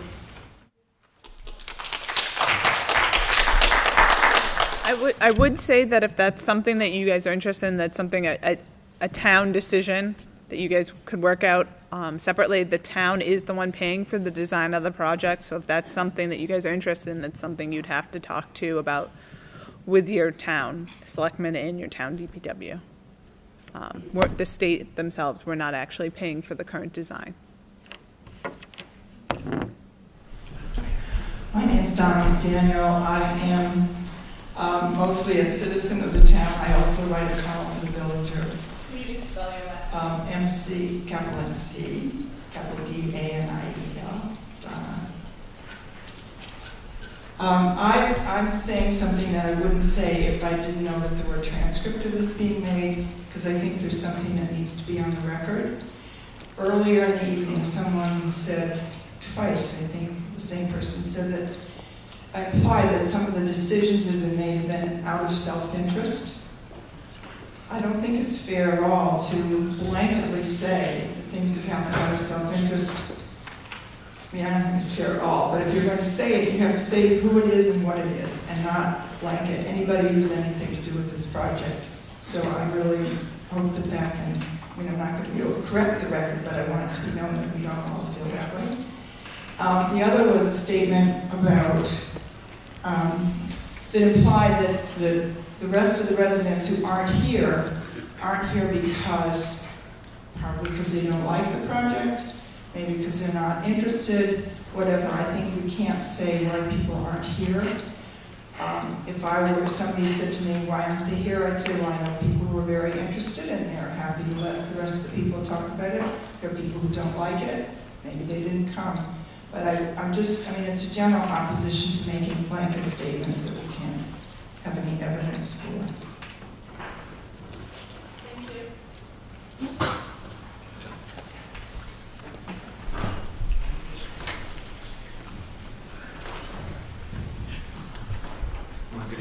Good evening. My name is David Parry, spelled P-A-R-R-Y. I live at 22 Main Street. I've lived here 32 years. I just want to talk a minute about the process, just so you understand that, because some comments have been made just a couple of minutes ago which aren't strictly accurate. They go to the point, but they're not strictly accurate. You must be aware, I'm sure you're aware, that there has been a concerted effort to make residents more aware of this project. That's how, I mean, ever since January, there's been a major effort to do that, and I think it has resulted in much more resident awareness of the project than in December, for instance. And that's why there was a warrant article at this year's town meeting. Now, the warrant article was not to cancel the money for the state project. It was to compare. It was ideally to compare two projects and to have a year within which to do it, and to have you delay your state hearing. That was the proposal. Have you delay your 25% hearing for a year to allow the town to compare your project, let's call it the state-funded project, with a town-funded project, with one which doesn't have to follow state rules. Because this has been the issue. People suddenly realize when you apply for state money, you have to follow state rules. This has been the problem. Everywhere along the street, there are impacts caused by your state rules. We understand you have to have them because you're going to spend your money wisely. But if a town wants to do things, it can do things without following state rules. It only has to maintain public safety. As I understand it, I've been told by a civil engineer that is the only single rule the town has to follow. If it does it on its own, it simply has to maintain the existing level of safety. And that's it. All the other rules go away. So there's much, much more flexibility to do what a town might want to do. So that was the original intent, not to kill the project, but to compare it. And this has been discussed previously by another speaker, hasn't it? So there would be a plan A, the state plan, and a plan B, a local plan. And then we could compare them. And we could say, well, which really fits Southborough best? Which really maintains character? Which really maintains rural character, saves trees, maintains this unique town centre which we have. It's truly unique. It's not Westborough or anywhere else. It's very different. We have two private schools downtown and a charming centre with rural views up to St. Mark's. It's unique, and that's why people care so much about it. And I think it's kind of like unfortunate we're here tonight in this situation. Well, we haven't had the privilege of being able to compare two plans. We're just simply looking at your plan. Now, the one good thing, I might say I do thank the selectmen for this, because at least they did set up this working group, and the working group did work very hard, but they had a very constrained agenda. It's important you understand this. Their agenda was very constrained. It was simply look at that plan on the screen and tweak it. Make it better as much as you can. Improve it as much as you can. Change it as much as you can. Bend the rules as much as you can, so long as you can still maintain state money. They weren't asked to look at the plan B. What else could we do? And this is the dilemma with it. This is why we all have this degree of anxiety. Some people don't know how to voice their opinion. They don't know where they stand. And I'm sort of on that fence too, frankly, because I have, on the other hand, I don't like the scale of this, quite frankly. I'm nervous about it. On the other hand, I don't have a plan B. But there is a plan B. It just hasn't been looked at. It hasn't been examined. And this is what I think is the problem here. The town has not been given the choice it should have. And when we had this meeting at town meeting, this choice at town meeting, that was the issue that was voted down. Not to have this delay until next April, but to sort of charge ahead, because you told us you had to have it in June. You had to have this hearing in June, that's what we were told. This is why we're here, under this constrained situation, where we don't really give much of a choice, other than the choice to go along with the working group's recommendations. Now, I have to, speaking personally, I strongly endorse the working group's recommendations. I think it's a pity, actually, they weren't given a proper forum here tonight to present every one of them consistently and elaborately, because they're absolutely key. Because part of the problem is for 8 or however many years, whatever it is, we haven't had a group, a lay group, looking at this. We've just had a DPW and engineers taking a traffic point of view. We haven't had a lay group looking at this, trying to emphasize rural character. Now at least we did. And they've made some very sensible suggestions. And I think it's a pity they're not sort of, elaborately listed. They should be listed points 1 through 10 up there on the screen, frankly, tonight. And I'm very disappointed they're not, because everyone's watching, should know what they are, and they don't know what they are. I think that's a great pity. Anyway, so let's go to some of these things. Why is this the level of anxiety in this town? Because one of the issues is the fear of unintended impacts, unintended consequences. We already have 2 big east-west roads. We have the Mass Turnpike and we have Route 9. So people say, well, why the heck why are we widening Route 30 as well? The third east-west road. And there's a fear, I sort of lay this out to you so you understand the anxiety level. Route 9 is congested, isn't it? There's a mile-long queue, a mile to 2 mile-long queue every single day, twice a day. At the fatal light, the queue comes back heading east in the AM. It stretches all the way back underneath Route 85. It's over a mile-long queue. Now, let me ask you a question. Do you have any plan for the fatal light? I think the answer is no, isn't it? We don't have anything as part of this project. Okay, so you understand people have a level of anxiety here. If Route 9 is congested at fatal, which it is, and there is no plan even on the books, there's not even a... I can't say that there's no plan on the books. I can only tell you that it's not a part of this project, because I'd have to go and look into our whole transportation improvement program to confirm it. So understand that. I can only say it's not part of this project. Priorities. Surely the priority should be getting a light or some solution to fatal at Route 9. Isn't that the key problem in Southborough?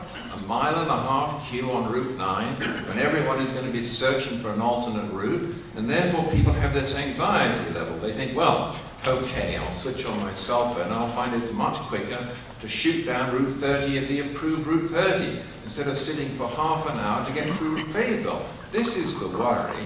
When we ask this question of the engineers, they say, well, we don't know, we can't calculate, it's a guess.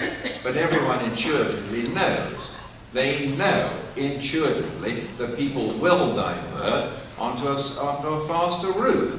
So this is why people have this level of anxiety. If you improve Route 30, it's simply going to fill up with traffic which is going to get off Route 9. Unless you do something about Route 9. So I just say I urge you to do something about Route 9, because that, to me, is the priority. Getting us. So what I can do for you is I can go back to our office and I can look at the latest transportation improvement program to see any funded projects on the Route 9 corridor, but I can't do that here. So I'd have to be able to go back to my office to look that up. I don't have access to that tonight. I apologize, but I could definitely look at any intersections and bridges. Yeah, no, I just wanted to let you know that you're not being ignored, that can be looked into. There may be something down the road. I appreciate it, because I really do think that is the priority for Southborough, and actually the priority for the State Highway Department, surely. Surely. And one other note too, that could be an entirely different type of funding than what you're eligible for here. Just so you understand, there's all different types of funding that Federal Highway gives to us that are given to each MPO. You can't just interplace one type of project for another, so it could be an entirely different type of funding. So it may be that even if we were doing that project there, we might not be able to use the funding that we're currently allocated towards this project. It has to do with, okay. It's a complicated world, and I understand your dilemma, your lack of resources, and you have to put your money somewhere. Yep. But anyway, so our concern, most of our concern is rural character, small town, unique centre, slower speed, pedestrian safety, minimal asphalt, maximum trees and landscaping. And it's a gigantic worry about all that Route 9 traffic being diverted, and all those characteristics being destroyed. So let me have now I come to more specific questions, please. Can I ask you? Because right now, there is on the books, a truck ban on Main Street. Can we have an assurance from you that if this project is built, that truck ban will be met over 2.5 tons except on local business? The enforcement on this roadway is done by your own police. It is not maintained by us. So the enforcement would have to be handled by your police. This portion of the roadway is owned by the town. Okay, but there's nothing in your use or our use of your money to improve our Main Street, which would eliminate that truck ban, make that truck ban go away. There's nothing that, we're not changing your truck ban whatsoever. That is entirely something that will stay. That would not be changed by this project, but again, the enforcement of the truck ban would not be maintained by the state. That would be maintained by the town. Okay, let me ask another question. Is it okay with you? Goes to another light, 5 lights. We're going to go from 1 light to 5 lights. I think it's 4 lights at 1385 and another light in front of the fire police station. Is it okay with you? Is it okay with you, with the police, the light in front of the police fire station, that there does not have to be another boom arm and, XYZ lights? Oh, you're talking about the mast arm? Yeah, the mast Yep, arm. that's something we can review. Okay, because, really, from 1 light to 5 lights, in a little town centre, it's sort of overkill. There are ways also that you can make the mast arm slightly more attractive or ornamental, which is something that can be discussed as well. Okay, good. Is it okay with you that, along with the recommendations of the committee, which I strongly endorse, that the sidewalks, the road paving which bleeds into the shoulders, the bikeways, as you call them, shoulder/bikeways, then there's a granite curb, that the sidewalk not be there, right there next to the shoulder. That's obviously an issue that's been brought up multiple times about where the green space is located, and we can definitely look into that. The only concern I would have is we'd want to also look into the utility pole location. So that's one of the things that I'd like to review before we can guarantee anything. But it can definitely be reviewed and looked into. Okay.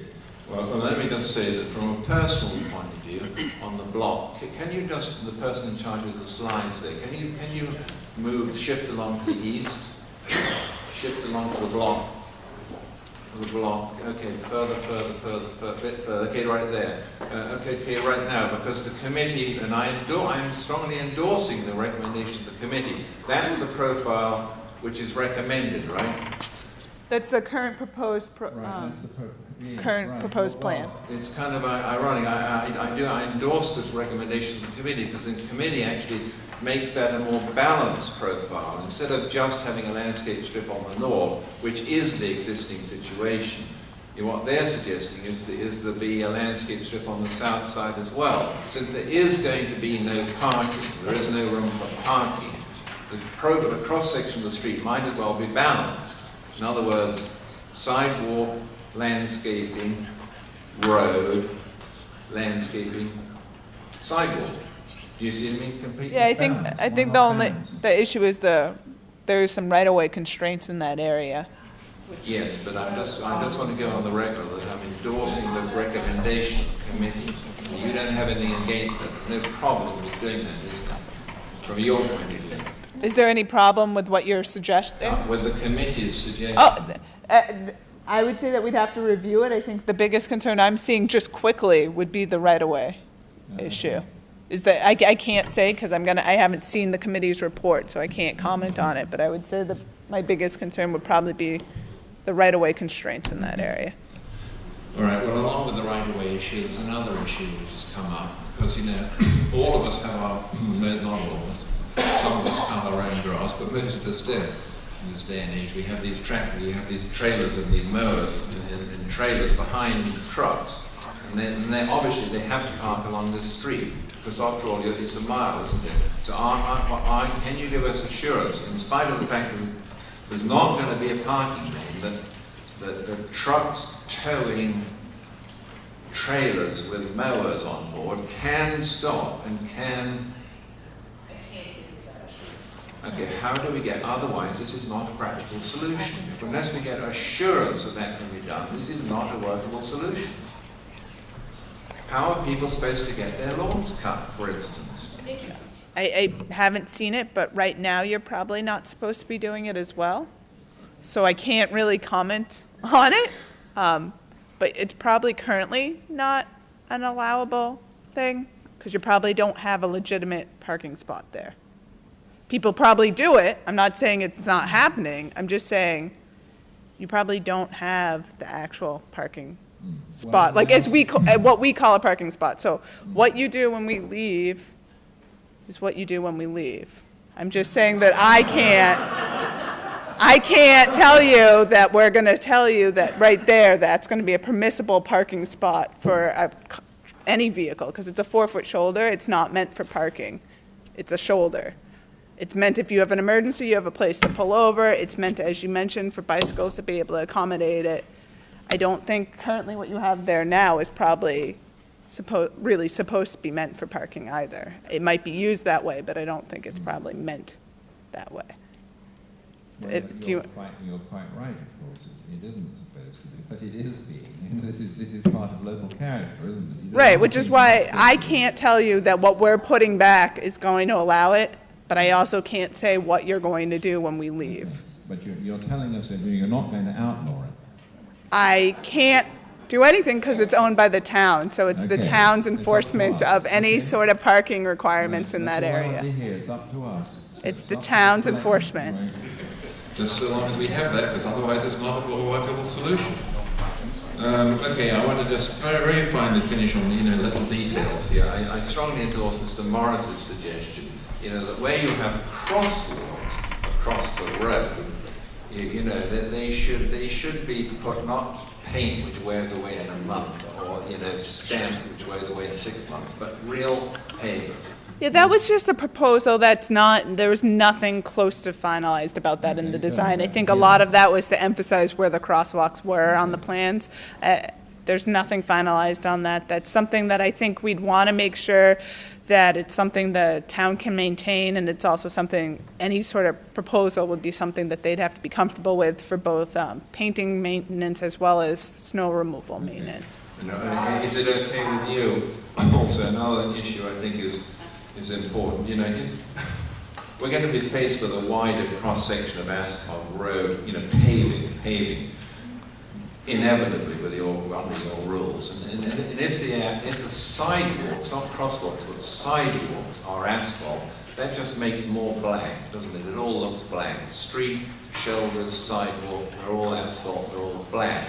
So is it okay with you if the sidewalks are made of concrete and they could be painted, stained pink and stamped to look like bricks, but not be bricks, but that they do that in Shrewsbury, for instance. It's not as expensive as bricks, but it wouldn't look like all that black asphalt. Generally, the stamped for the entire width of a sidewalk is not the preferred option. It's not usually it's usually not preferred by people in wheelchairs to have that as the entire width of a sidewalk. I think the cost might be prohibitive to change it to cement concrete. The wheelchair ramps would be cement concrete, but to change we could look into what the difference in the price is, but the cost of a cement concrete sidewalk the entire length of this project would be a much greater increase in the total project cost than what you have now.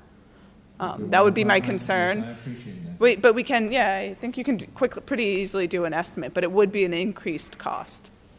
Okay, I just want to emphasize I'm raising these points, because every little bit matters, doesn't it? Instead of having everything black, if everything was not black, it wouldn't look so devastating. I would also say that the whole multiple plan thing, that is something that would be separate from the town. If you guys wanted to set up your own town informational meeting and you wanted someone from the state to attend, that would probably be the better forum to have the two options shown rather than a state public hearing. At a state public hearing, what we like to do is show the plans that we have thoroughly reviewed internally and that we feel are a safe alternative that also is abiding by all our traffic rules and regulations, which is why this might not be the correct forum to have shown both of those, Plan A and Plan B, as you referred to them. I think that a future informational meeting might be a better option. Okay. Well, let me just end that. I just want to thank our working committee for doing their work. I do hope our selectmen will endorse all of their changes. I hope you will endorse all of their changes. I also want to thank you for your patience and your willingness to entertain some of these very important little tweaks which can make all the difference to our town. Thank you.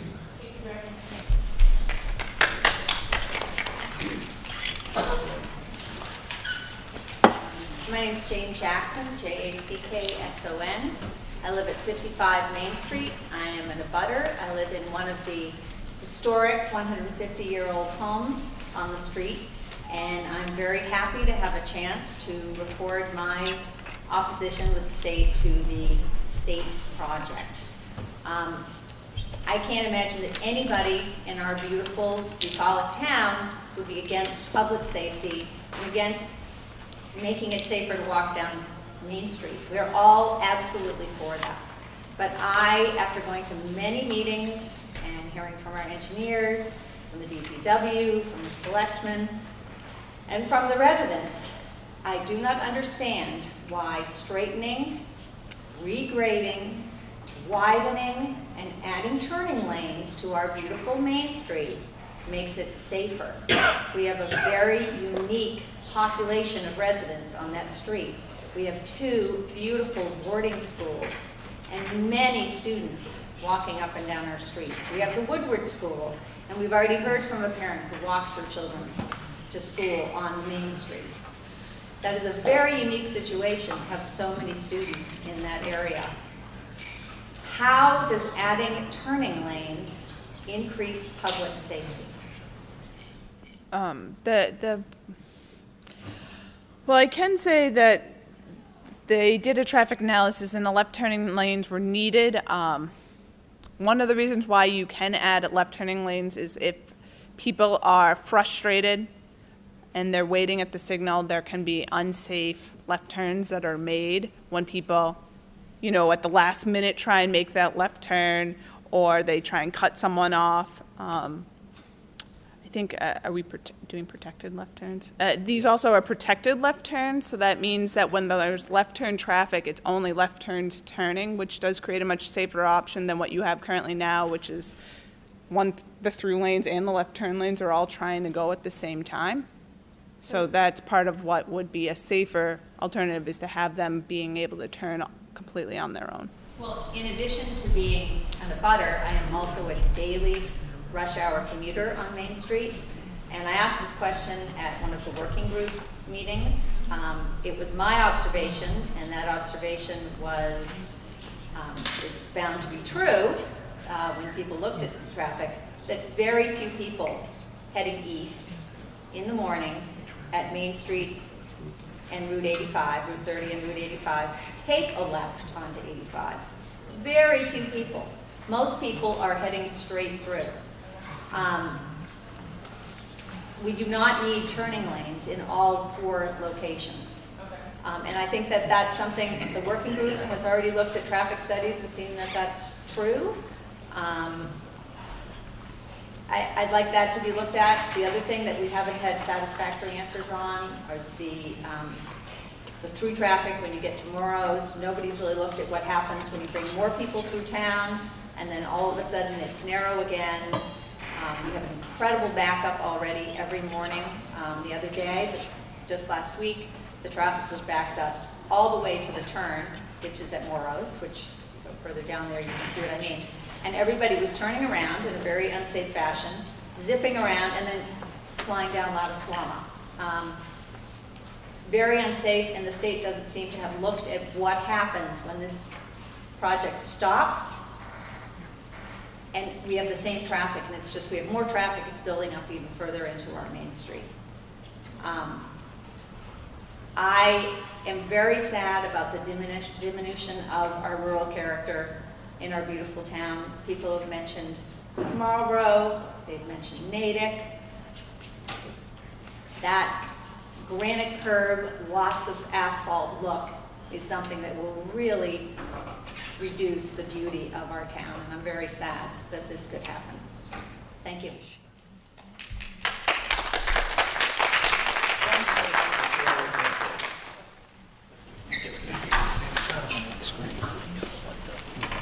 Hello, my name is Stephen Morris, M-O-R-R-I-S. I live at 5 Pearl Street in Southborough, but I also own properties at 36 and 40 Main Street, which are directly across from the common. I hadn't planned on speaking tonight, but the business that I own is the funeral home. It has been mentioned quite often this evening. And I don't want to be it makes it sound like I'm a villain here, and I'm trying not to be. I don't know whether I should apologize to my father moving here 62 years ago and opening the business or not, but it makes it sound as though I'm asking for something or wanting something that's been there for a long time, and that's parking. I need parking for the business. And it hasn't been mentioned also that in this, I've been involved in this for the 10 or as many years as I've been going to meetings. I've been at every meeting of the working group, just about, I'd say 90% of them. And it hasn't been mentioned that through an easement, I'm going to give up property so we can have parking on Main Street. I don't want to make it sound like, that I'm asking for anything that isn't there already. Someone is in the working group, they mentioned that I have an alternative plan if they had no parking. And I said, not right away, but I know that owning the two properties there, I could put a parking lot in, but everyone is concerned about pavement here and there. And I know that if I try to put a parking lot in next to it, I'm going to get people saying, we can't do that, we can't do this.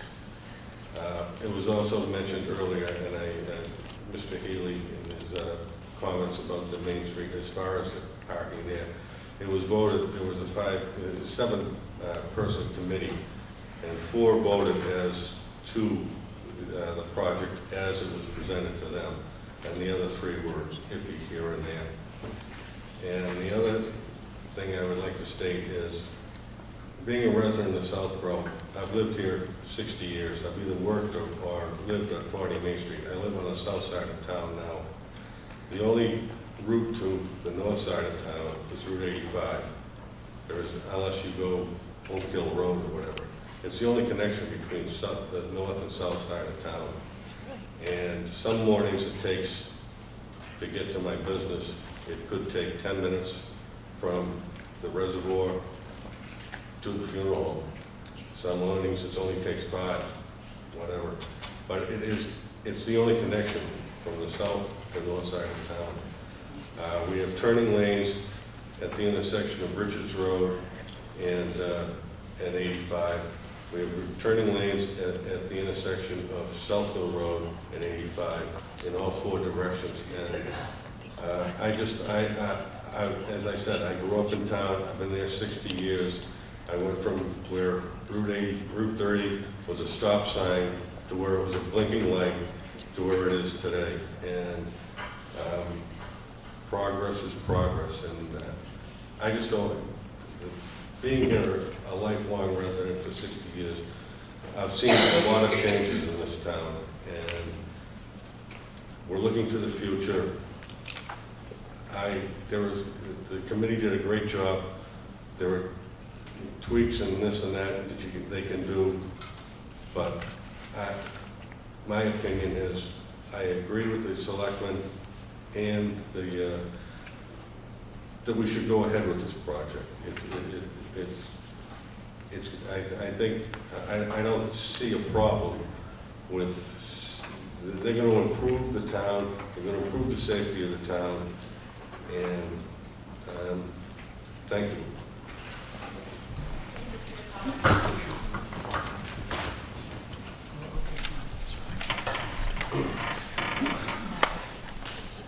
Good evening. My name is John Butler, B-U-T-L-E-R. I live at 4 Davis Road here in Southborough. For about 30 years, I've served continuously to the town on various committees, primarily the committee called the Advisory Committee, which makes recommendations to town meeting on everything that comes before it. However, I'm speaking here as a citizen, not speaking for the committee. You have a disadvantage being here in that you don't know us, whereas most of the people in this room know most of the people in this room. And so you've had some useful to have somewhat longer introductions. In addition to serving the town, I've been an entrepreneur in the software sector here, founded 2 companies that are substantial employers in the region. I I have not, however, any background in engineering or road design. I have a question and then a statement. In the matter of the rights of way, I'm sorry, I don't remember the lady's name who spoke here. Our understanding from reading the schematics at the 25% level was that there were several permanent easements that needed to be obtained. I see you nodding your head. That's correct. I misunderstood your statement before, and I wasn't sure if you had noted that, but that is the case. Well, that contextualizes my comments significantly here. I think that I'm not sure the degree to which the state is trying to ascertain if you should move beyond this point with regard to community support.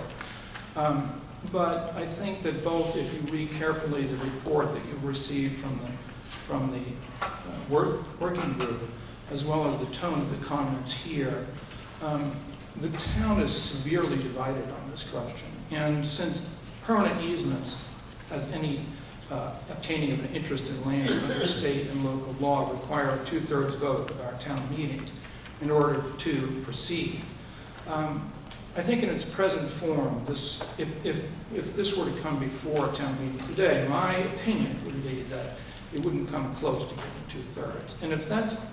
And so the question of whether you have substantial or adequate support to move fully through the process is on your minds. I think you do not have that support, and I think some of that you see here tonight. But you need to also be aware that although we have routinely approved easements that are non-controversial here in town meeting is well aware of the fact that it would need to act on this, and I think, and has the power, for example, to stop the expansion of that intersection or to stop the creation of the large drainage easements on Parkerville Road.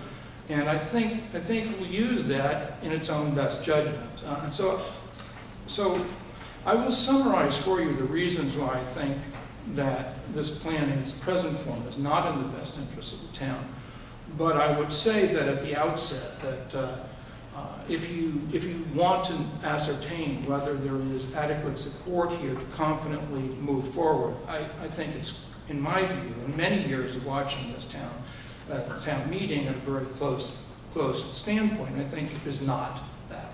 And so I think it's best basically to, sometimes truth is a mercy here, and so I think it's good to say, frankly, that I don't think this plan has enough support in this town to move forward in its present form. And I think that the whole picture you'll receive here, if you read it carefully in the report, you will discern that that is the case. In my experience, things that need a 2/3 vote of town meeting cannot have organized opposition. There must be near community unanimity or a either-or situation in order for those to go forward. And we just aren't anywhere close to that in the present time frame with respect to this. All the concerns you hear speak directly to that. Now, I will just summarize for you then some of my own concerns with respect to this, and I have also submitted those to you in a written statement. And you've heard this repeatedly. A major reason for the town's premium residential values is the rural character that is seen here. Many feel that this road will harm that and damage the community's residential values.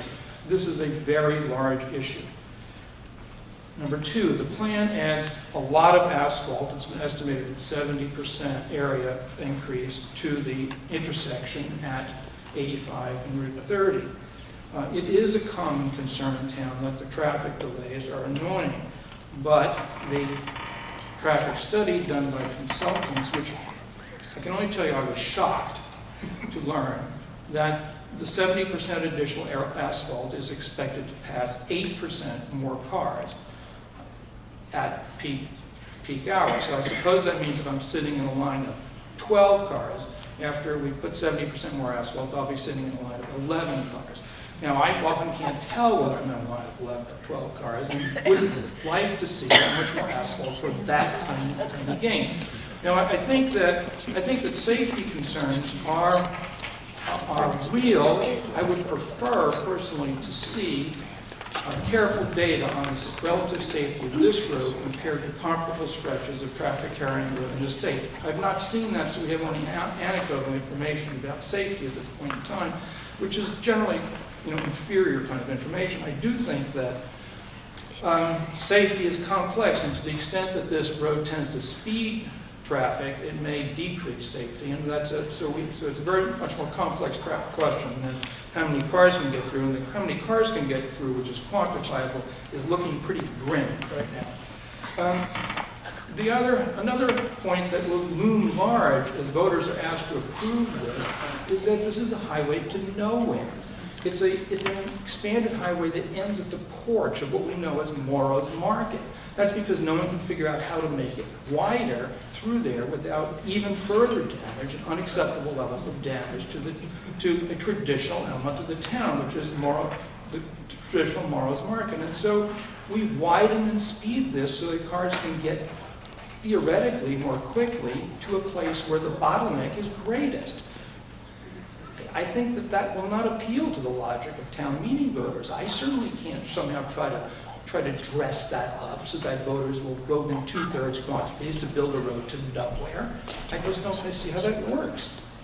A major issue that, even though I'm pretty involved in this, I was not aware of until this working group, is that cost overruns above 10% are 100% the burden of the town. This is a $6.3 million project, which would imply, if you add the additional costs we have to do for design work, that if there's a 30% cost overrun on this project, the cost to the town will be extra cost to the town will be $1.6 million, including the remaining design costs. And that would be uncontrollable at that point, because the project has to be finished. It's just running over. And I know that everyone says, oh, we don't expect it to run over. But I also, I founded 2 businesses. I know human nature at this point in time. At this juncture of every single project, I've started lots of projects. Every one is supposed to come in on schedule. None of them come in on schedule. And that the town would be left holding the bill for anything over 110% of the cost. Is that a correct statement? It's actually 110% per bid item, so it's not the total cost of the project, and it has nothing to do with the design cost. So it would be for every single bid item and not the office estimate. It would be the bid items the contractor bid on. I see. So actually it's a little worse than I described. It's actually usually better, to be honest with you. Most projects of this nature, it's usually better. I didn't mean to confuse the design. Oh, no, that's fine. Yeah, the design work has nothing to do with this. I understand. We have to pay for more design. So we're estimating $300,000 additional design.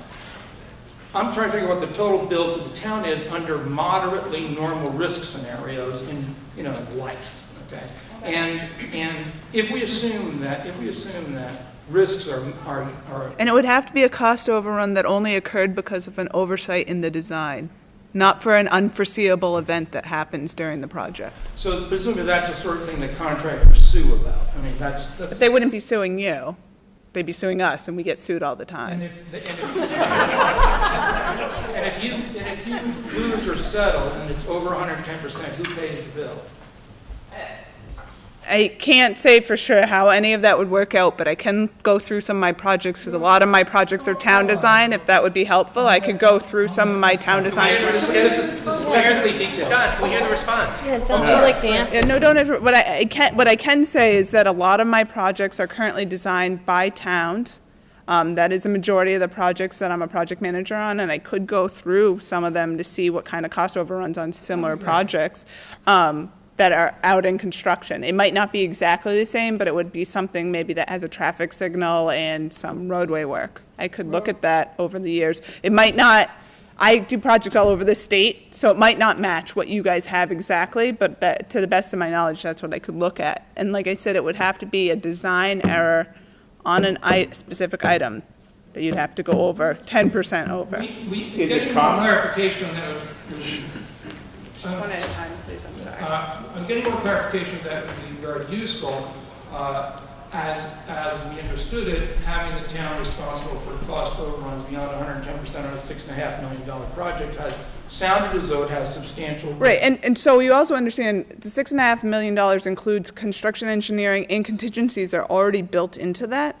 And in addition to that, it includes the reimbursement that's required on all utilities affected by the project. We have to do a 50% reimbursement on all private utilities affected in a project and 100% reimbursement for any town-owned utilities affected by the project. Well, and that is what makes it jump up to, so it's only bid items, which is kind of a confusing element to explain, but that only would include the items that the contractor bids on. It wouldn't include traffic police, it doesn't include contingency, it doesn't include construction engineering, and it wouldn't include utilities. Well, I guess if the tendency of your remarks is to net this out that I, as looking out sort of on the finance committee for this town, should not have worries about cost overruns on state-funded highway projects, then you're going further than I would expect you would. No, I'm not going to say that cost overruns don't happen. I can't say that. What I can do is, as I mentioned, is I can try and go back to some of my projects that I've advertised that are either in construction or finished construction, because we are notified of cost overruns, and I can look at that. I mean, it will take me a little time. I'm not going to be able to give it to you tomorrow, but I can definitely look at that and give it to Karen in the office, and she can make it available for people. Time is something that this project has indulged. That would be great. Okay, so I do have that concern significantly about the risk of cost overruns, and if you can further characterize that, that would be helpful. I think that on the list of concerns, I'm the first person to raise that, you may notice. On the list of concerns here that the town has about this project as a whole, it's one that probably lands primarily on the shoulders of people like me who look after the budget. Primarily, I do think, however, getting more careful answers to it is very useful. I would also say that if you guys did use your Chapter 90 funds, you'd be covering all of the design error. Do you know, if you used your own, if the town was using their own funding to do the construction, any sort of error that happened, it wouldn't just be the 10%, like you have a 10% contingency wiggle room when we're doing the construction. If the town was doing it, you wouldn't have any of that, if you are aware. Yes, I understand there are competing uses for that. That Chapter 90 money is our money in a sense, and it has to get used somewhere. So that doesn't have any miraculous resolution. But I think that the issue that you point out of getting historical data would have significant bearing. So basically, I think you should read the report of the working group carefully. The charge to the working group was not to decide about whether this project was a good idea as a whole, and to stay within the state's rules for funding and ask for ameliorations or improvements to this plan. If you read it carefully, you will see that throughout it there is a lack of consensus about some of the issues that we're talking about. I think that lack of consensus ultimately will. If you can give a great deal on the things that they're looking for, maybe. But I think that the only realistic assessment of what you're hearing tonight is that this community, I don't think, is behind this plan in its present form. And I think that if you have communities that are behind their plans in the present form, you'd be better off to put your money there than here. Thank you.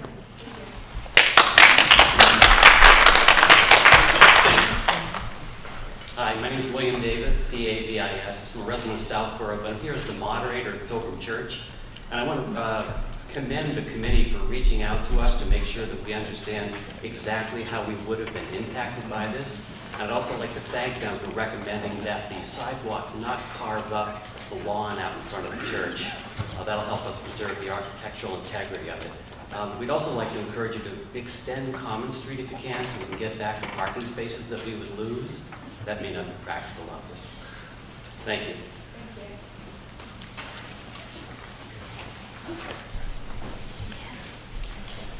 Hi, Paul Cimino, 3 Austin Kelly Lane, C-I-M-I-N-O.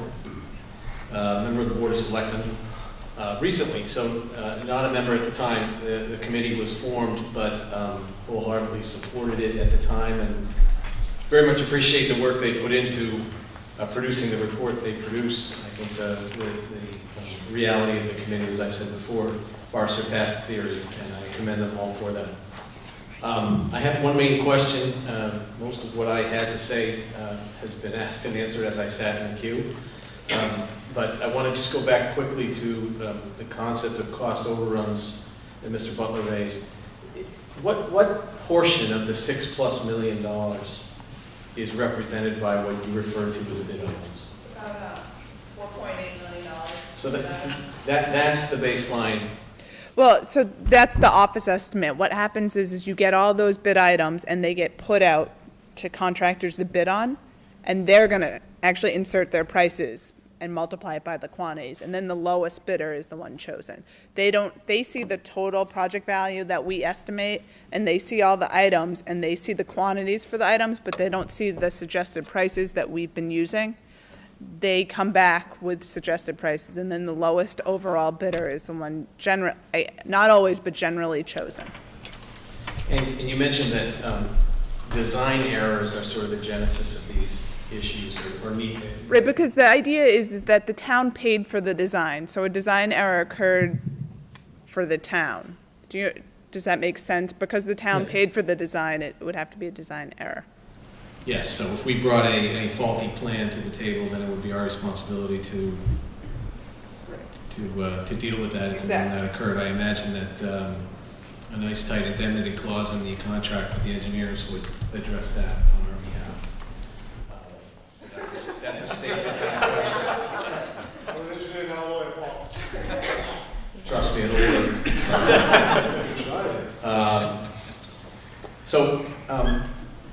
I will echo briefly Mr. Rooney's point some time ago that laying aside traffic flow and the theories and realities of traffic mitigation and just talking about safety, anything we can do to reduce the footprint of that intersection is going to be critical to, I think, to continued and perhaps sufficient support for this project. My main question is this. You have been very kind to sit here tonight to listen to all of the comments that have been made, and maybe some that will still be made after I'm done. And I apologize if you said this at the very beginning, but what is the process and time frame after tonight? So you've said we can look at that, we can go back and look at that, you're going to look at the committee's report, etc. When will we know how much we can get? I think that based on the extent of comments that we heard, I think that a follow-up informational meeting is something that we'll probably recommend.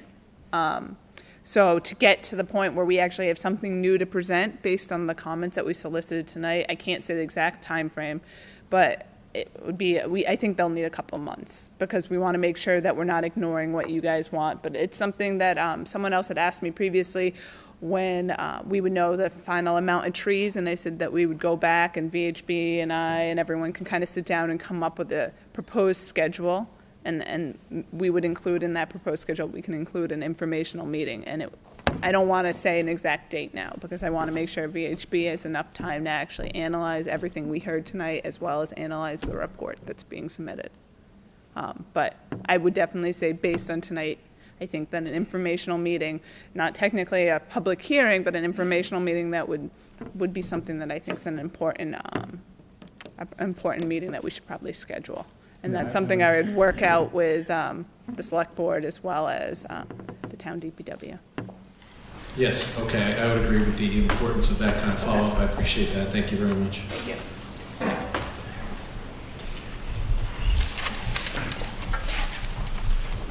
Good evening. I'm Whitney Beals. I'm a resident of the town. I live at 10 Chestnut Hill Road.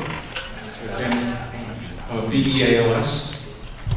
W-H-I-T-N-E-Y is the first name. I've been in town a little bit longer than Mr. Morris, though I've not been a resident of the town the entire time. My parents moved to Southborough in 1950. My mother still lives in the house that I grew up in at the corner of West Main Street, Route 30, and Chestnut Hill Road. I can remember the days before I-495 was constructed. The construction of that major interstate highway entailed a rerouting of Route 30, Lindbrook Road and Granuel Road. Mike. The mic shut off.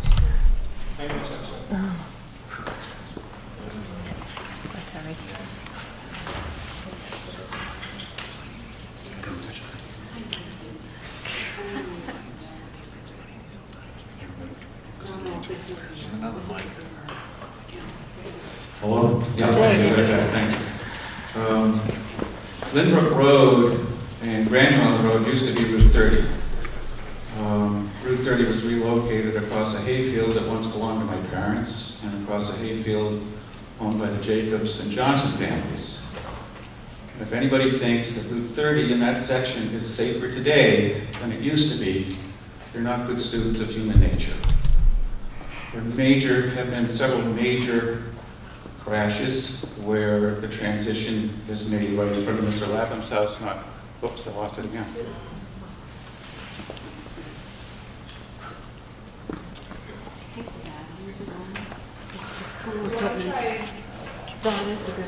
Is there one right behind you? Oh, that's plugged in. Yeah, do you want to just come up here? Sure. I mean, these are plugged in, but. How big yours? We'll keep trying. I don't think it's on. Okay. There have been some major auto crashes due to excess speed. Will the other one work? Try the one on the other side. Sorry. Some major automobile crashes due to excess speed at the transition between the old Route 30 and the new, right at the intersection of Chestnut Road. I have a very hard time believing that a wider, straighter Route 30 through town is going to lead to improved safety. It's just not going to happen.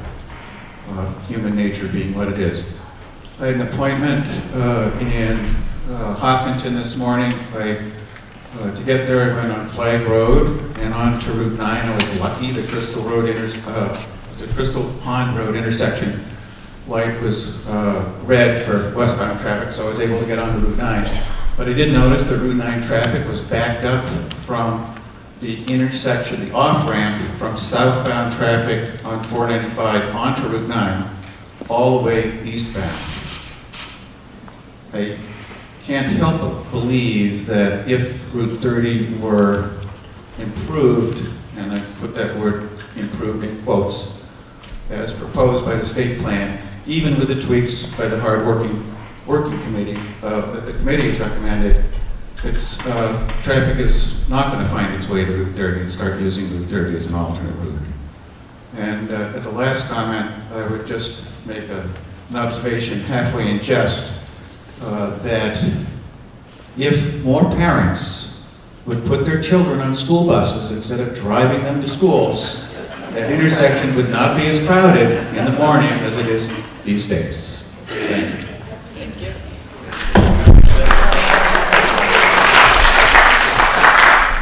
If it's okay with you, I'd like to try and feed the mic through. Oh, is that sure?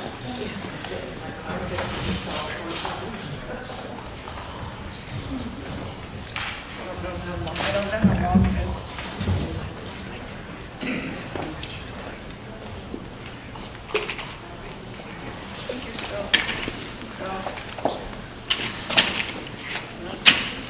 Pretty much it.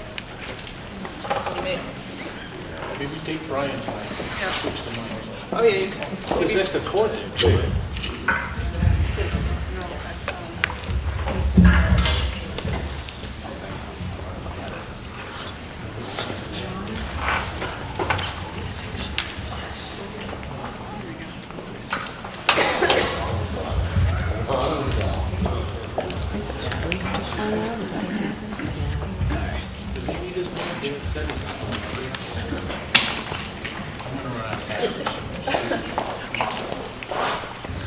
Hi.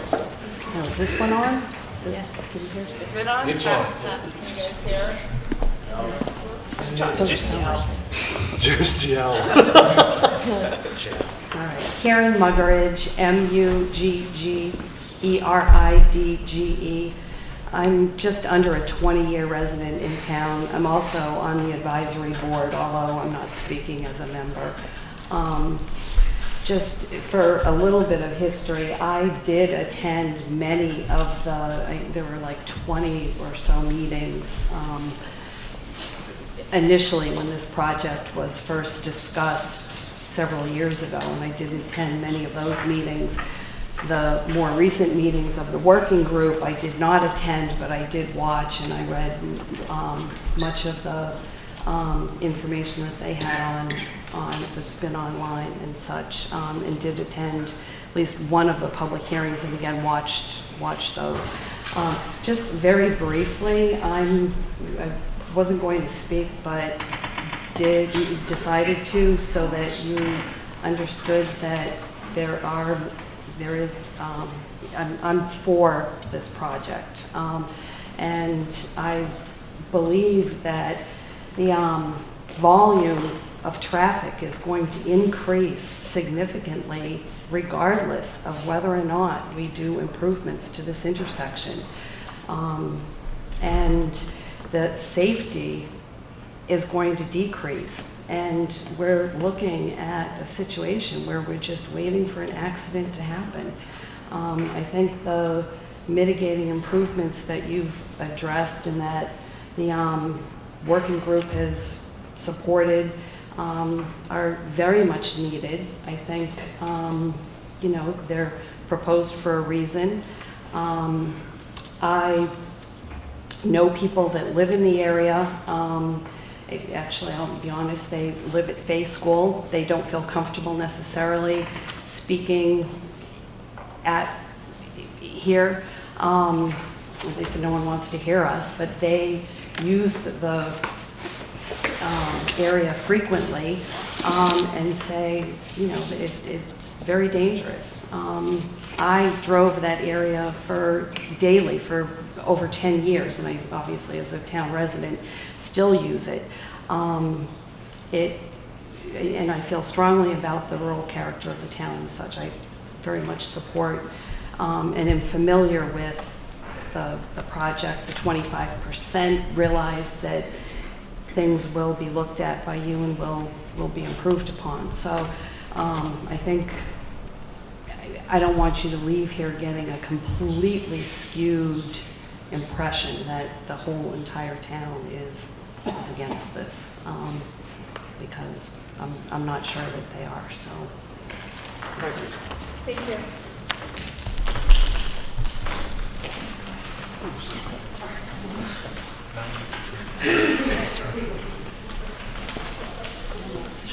Hi, my name is Kyle Damigella, Damigella. I am the brand management, outreach coordinator, and training coordinator for the Metro West Regional Transit Authority. One of the things that I did notice in front of the public safety building was there is a turnout for a bus stop there. We run 12 buses through the town of Southborough to get to the town of Marlborough, going outbound from our hub. One thing that we need to keep in mind here is those 12 buses that go to Marlborough to their destinations come back through here. On the south side of Route 30, there is no accommodation for that bus to let off the people or pick people up that are either going to Framingham or are coming from Marlborough. I would like to see somehow if we could put a turn-in like you made on the other side so that the buses could accommodate the people safely. We are talking about safety as one of the factors here. I have a quick question. Do you guys do just flagging for stops, or do you A actually majority of our stops are flag downs, but we're only at 25% for this project. It makes it a lot better now to try and get our foot in the door to have an actual bus stop than it does we get to the 75% and now it can't be accommodated. And it also is not safe for the buses to stop on the flag down system because of the fact that now the roadway with the width that it is, if it's going to stop there at the in front of the public safety building, for instance, or one of the riders pulls the cord within the bus, it's really not going to be safe. And what's going to happen is, in the early morning, I've heard, most of the speakers tonight say that the traffic is backed up for that intersection of 85 and Route 30. If now a bus is all of a sudden stopping to either board passengers or let them off, you're going to have cars behind them that are not going to be too happy. At least with the turn in, we're able to get the bus off of the travel lane. And I also see there the black line behind the sidewalk. That looks like the taking. The existing right-of-way? Is that the existing right-of-way? No, on the south side. Yeah. Yeah. Yeah, that's the Is that the town taking? And that's the existing, That's the right-of-way line, the town right-of-way line. the existing right-of-way, not Okay. any easements. Because on the other side, I noticed that you did a sort of moved around with the sidewalk around that area. And in order to do that on the other side, you don't really have the accommodations for that. One question I could ask you, sir. If we showed that the bus turn on this side was here, Yeah. do you necessarily have to have it opposite, or can it be, if for a convenient way, it can be shifted either way? Even if you put it, if there is enough, because the town owns the land where the library is, if there was enough room there, the people could get dropped off there, because I take it that your traffic signals are going to be pedestrian lights also. Yes. So that they could get off at the library and then walk to wherever they need to go from that point. Okay, so you're not married to the fact that if we had one here, you had to have one on the opposite side? Not at all. Okay, good. No, not at all. We also run up and down Route 85 from the Southborough commuter rail with two buses in the morning, 2 routes in the morning, and 2 in the afternoon, which go from the Southborough commuter rail into the downtown Marlboro, and we are soon to be going to the new Boston Scientific plant in Marlboro. So one of the things that we have now is our commuter shuttles. They carry a lot of passengers back and forth from the commuter rail. So I've heard tonight about the traffic that's on the street. One of the ways to relieve the traffic is to use our buses. Thank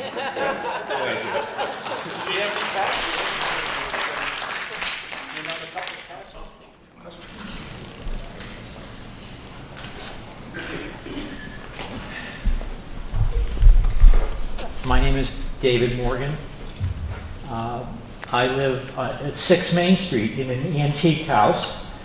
I'm also the owner of a small construction company, and also have spent a number of years working with the Southborough Open Land Foundation to preserve open space in town.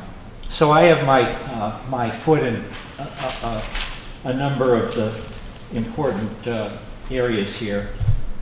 I think it's a huge mistake to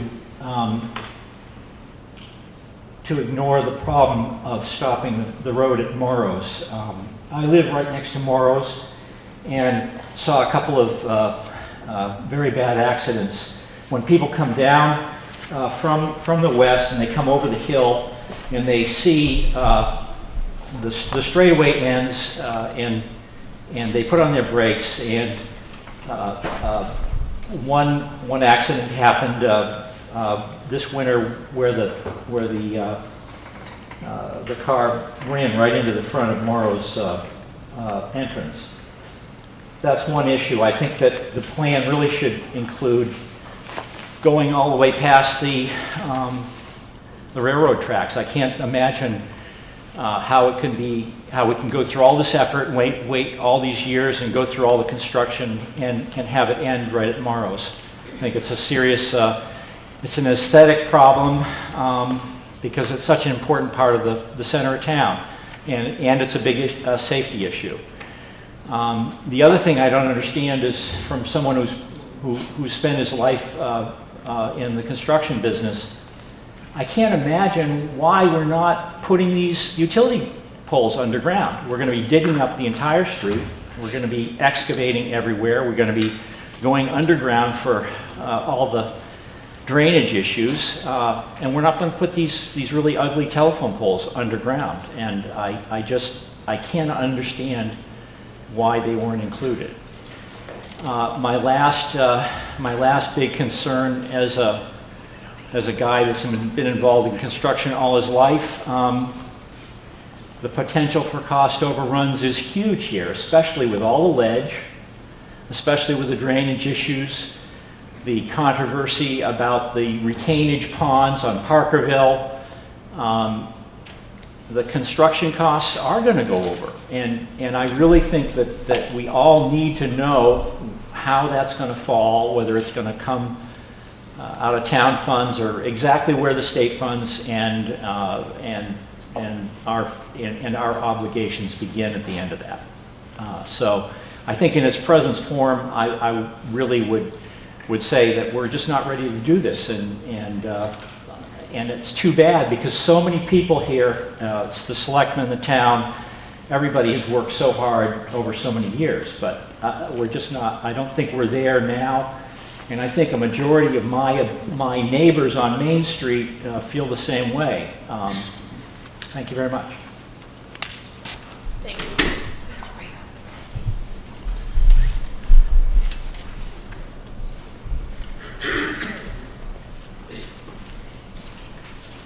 Hi, I'm Dorianne Jasinski, Jasinski, 33 Presidential Drive in Southborough. Just a couple comments. Most of my thoughts have been covered tonight. I don't understand why this road is ending where it is. It's going to look terrible. It's like leading to a one-lane road to go over to the reservoir to sit in traffic that's already so bad that it's not going to help. It's going to ruin, in my opinion, the rural character and the charm of this town, which is one of the reasons why I moved here. I think this project is too big in its present form. It doesn't fit the town character. This town is very, very divided about what to do with this. I greatly appreciate all the hard work everyone has done on it, the working group, the selectmen, everyone from the state. I just don't think we're ready to go forward with this. I think this needs to continue to be discussed, and we need to look at alternatives, and we really need to take a hard look at how this is definitely going to change this town, because I don't think people really want it. That's how I feel, so thanks. Thank you very much.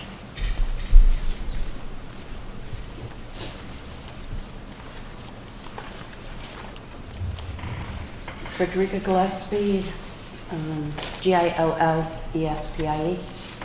And I had a question about the drainage, stormwater, the pods on, if you can slide that over to Parkville.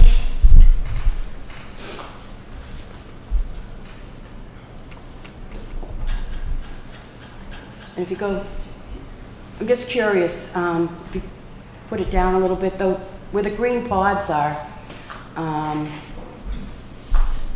GIS shows that as a perennial stream. So, and I don't know that anyone's even talked to the Conservation Commission in the town about this. They may have. I just had driven by there and was noting, and though it's a channelized opening with cement walls, stream is a stream and has the same protection. So I was just curious that I don't see a stream shown on the plans. Okay. Unless that blue line is a stream? No, well, the trough is right here, man. Well, you can call it a trough, but I think DEP is going to call it a stream. Okay. And if it's a stream, I don't know how you can put stormwater pods or basins on top of it. It's a Class A water. Next to it.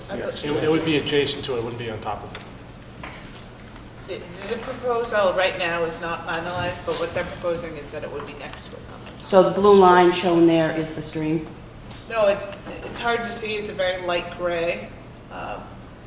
See that area right there? That's the area of the blue line you see, ma'am, is the property line. Okay, so the little gray at the top is the stream? Yeah, it's the area in between those two. But that continues all the way down? Yes. So you haven't gone to... No, it hasn't been presented at this time, but it will have to get approved by the Conservation Commission before we get the job. And an ENF? Yes, an ENF will be needed in an order of conditions. And the cost for that is already included, but there might be some... It's included in the design costs. But you don't know what requirements are going to be because you haven't had any environmental No, what they do is they can look evaluation? at the project type and they can know that they need to file an ENF, and then they make an estimate of the amount of scope and work hours because of the project type and the scale of the project. That's how they come up. That's something the consultant does. They come up with and they look at it, and they've done enough different projects of similar nature that they come up with a scope and work hours. No, they don't know if it's 5 trees versus 7 trees when they put in that scope, but they put in the scope that they can complete in the ENF, and they can go in front of the Conservation Commission as well. They have that all built into their work hours, that will be done. And the job will not get built. Mass DOT and Federal Highway won't approve a project without those environmental forms filled out. It won't happen. We won't build it without that conservation giving us a little bit of conditions. I'm Just sorry, so can you you know. say again what forms there? I can list the ones that were suggested quickly when they were doing a quick review by environmental section. There may be more that come up. You can hold on 1 second. We have to file with the Conservation Commission. Yep, you have to file with the Conservation Commission. You need to file an ENF, a CE, and the Conservation Commission, you'll need an NOI for... NOI stands for Notice of Intent. Sorry, notice of intent, and that's because there's a proposed guy wire, there's also some flood area replication, some bank replication that has to happen. I can give you some more notes if you want some more, but I can't say if everything was caught. What else? Letters were also sent to the local historical commission as well as to the Massachusetts Historical Commission. It does say that the culverted water body on construction plan 9, which is this, is considered a perennial stream and will need so the project's within the riverfront area, and so there will be a replication as a result of being within the riverfront area. What else? Like I said, a CE, which is the categorical exclusion checklist, was already sent in for our review, and that's part of our NEPA policy, which is the National Environment Policy Act. Go through it. Do you want me to list all of them, or? I wasn't aware that, I hadn't seen anything about the Riverfront Act in the documents I had read, so that sort of answers my question, but also that it's a Class A water and has to be treated to a different standard as part of your... Yeah, it's going to require notice of intent with the Conservation Commission for impacts to the buffer zone of a bordering vegetated wetland riverfront area, which is that perennial stream, and bordering land subject to flooding. Okay, and normally with a perennial stream, there's a 100-foot buffer. With this 200-foot buffer, but the first 100 feet is pretty much a no-touch, but that's different because it's a DPW and state roadway plan. It's designated as a redevelopment project. Okay. All right, thank you. Yep.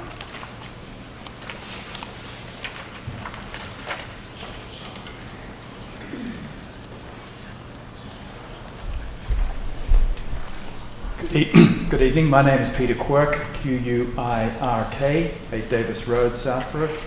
I had a couple of questions about safety. Firstly, where does the intersection of 85 and 30 rank amongst the state's dangerous intersections? Do you want me to look up? I have some recent crash data, but I won't know offhand. I can tell you that I don't believe it's in the top 5% for the MPO, which means it's definitely not in the top 5% for the state. That's all I can say offhand. But I can look. I don't know the exact ranking, but we do have crash data, which is available, that we received actually from the town police, and that they use, that VHB gathered as well. Great, thank you. So there are 3 schools effectively abutting this intersection. Everyone's afraid that the speed of traffic will increase. I don't see any traffic calming measures in the proposed plan. And I'd be interested to see whether you consider those would be necessary given the concentration of children and pedestrians. By traffic calming, you mean such as bump outs and stuff? Yes, that sort of stuff, yeah. And also, did the traffic studies look at the average speeds in the speed restricted zones? The traffic is supposed to slow down to 25 and then 20 as it approaches Phase School coming from the west. Do we have any data on what the effective speeds are at the moment before we improve the road? I think that with the recent traffic counts that we took, the counts did also be able to give speed data. And some of the results that we had is that people that are, for example, coming westbound eastbound, coming west from Sears Road, going eastbound into downtown at Sears Road, the average speed was 41 miles an hour. By the time you got to where the common was, it was around 31 miles per hour. And I think it was around 30 once you get past the interchange, the intersection with 85 and 30. Right, so that's considerably higher than the posted speed. So I'd be very interested to see what you're going to do to address the safety concerns. Reducing the speed. Yeah. As I've said a couple of times, the enforcement issue is also a separate issue. That's something that the town has to. Enforcement in this design. So right. To the extent the traffic calming measures are introduced into the design, I think that's a. If I could add, the first thing that we need to see is that there's been a concerted effort on enforcement to be able to employ other traffic calming measures that enforcement's not working. And at least we met with the public safety officials a few weeks ago with the design working group, and they were going to take some counts. The police department was going to take counts with the equipment they had to identify the speed at the west end of the project, so we could assess what measures compared to the traffic counts that we had done, and we still need to get that data and relook at it. One of the first things before significant on-the-ground traffic calming measures are employed is that the community is making a real effort at controlling and maintaining the speed balance within the roadway. I mean, we don't want to introduce something that people aren't used to seeing, and it's something that we need as an enforcement. Design is one thing, but enforcement on the community side is something that's going to be needed as well. Great. All right, and then the third question, which is probably directed more to you, is that you presented a discussion of how much work is done on Common Street and realigning the Common to create these extra parking spaces on 30. What is the effective cost per parking spot of all those measures? I don't have that data. I'd have to look that up, and we'd have to get back to you. Okay, great. Thank you.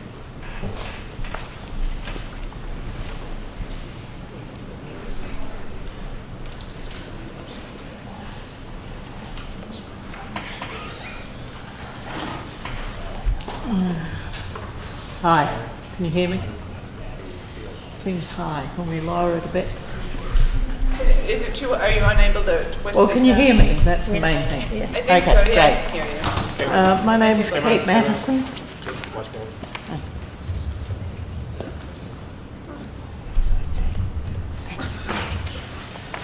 I'm Kate Matheson, 8 Davis Road. I'm a member of the Historical Commission, but I'm speaking tonight not on behalf of the Historical Commission because they haven't made hard and fast decisions on this 25% plan yet. But personally, I am very concerned about the widening and the straightening of the road and the fact that it will probably introduce more traffic, because I think it will spoil the bucolic feel which everybody's talked about.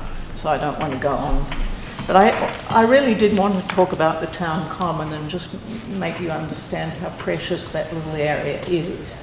And that you would have to move, you know, if you're going to move at 2 feet, you've got to move 5-foot granite steps and a watering trough, and you're going to be destroying a lot of fairly precious mature trees, a few, sorry. Anyway, this is a very small triangle of less than 1 acre, which is all that remains of the town common, which dates back to 1727 when it covered 3 acres, and it was expanded to 6 acres in 1880. So we're talking about, you know, what's left is very fragile.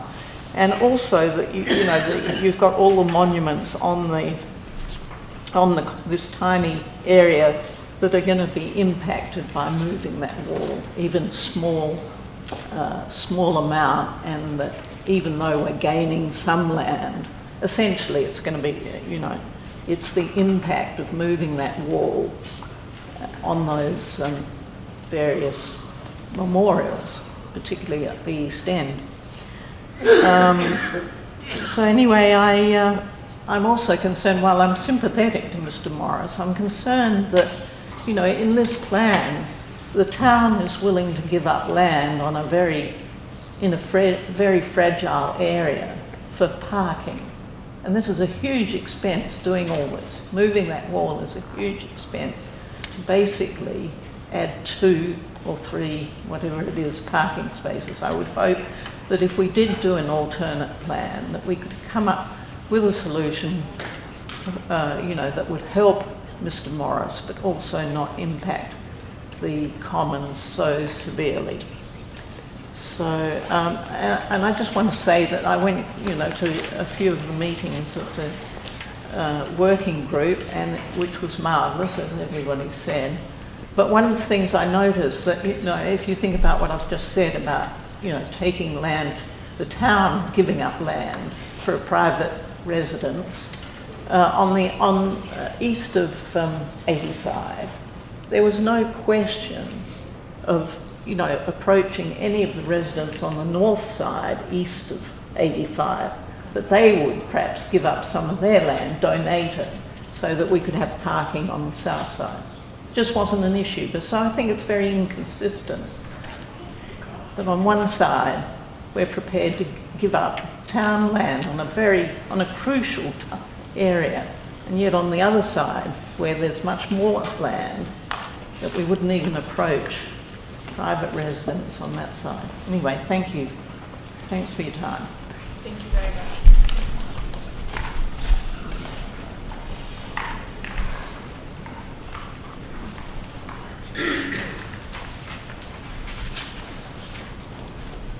Is it okay to add some other comments? Yep, just okay, repeat great. your name again. Whitney Beals, B-E-A-L-S, 10 Chestnut Hill Road.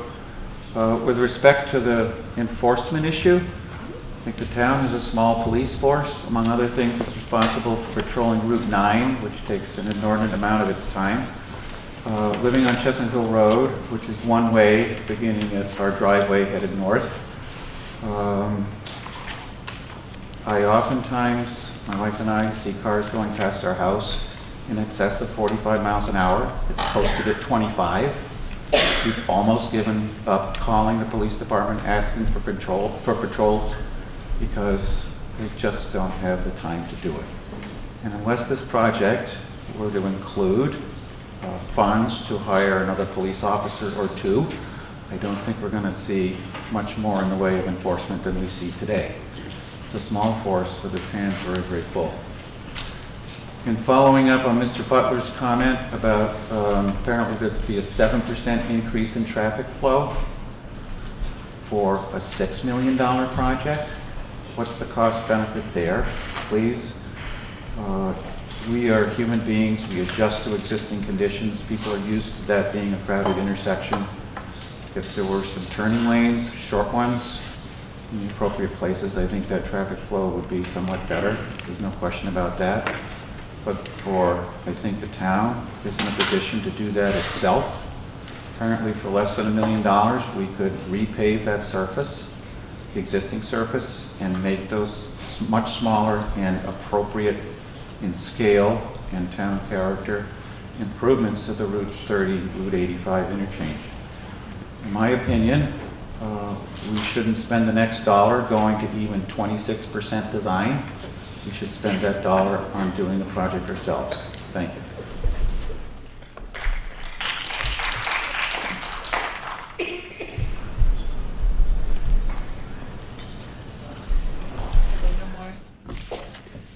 Okay. If there are no other questions or comments, I'd like to remind you that, again, the last sheet of the handout that was found at the back of the room is a mail-in sheet. You can either hand it to me tonight if you wrote comments on it, or you can mail it in. If you have any other further questions or comments which you'd like to submit, please use that sheet. If you leave it, or if I get in the mail within 10 days, as I mentioned, it will become a part of the official record. Before I close this hearing, I'd like to say that we'll be here as long as you're interested in looking at the plans. and we will try to respond to any questions that affect you personally. Thank you very much for attending and for providing us with this auditorium. I declare this hearing closed at 10:14. Thanks.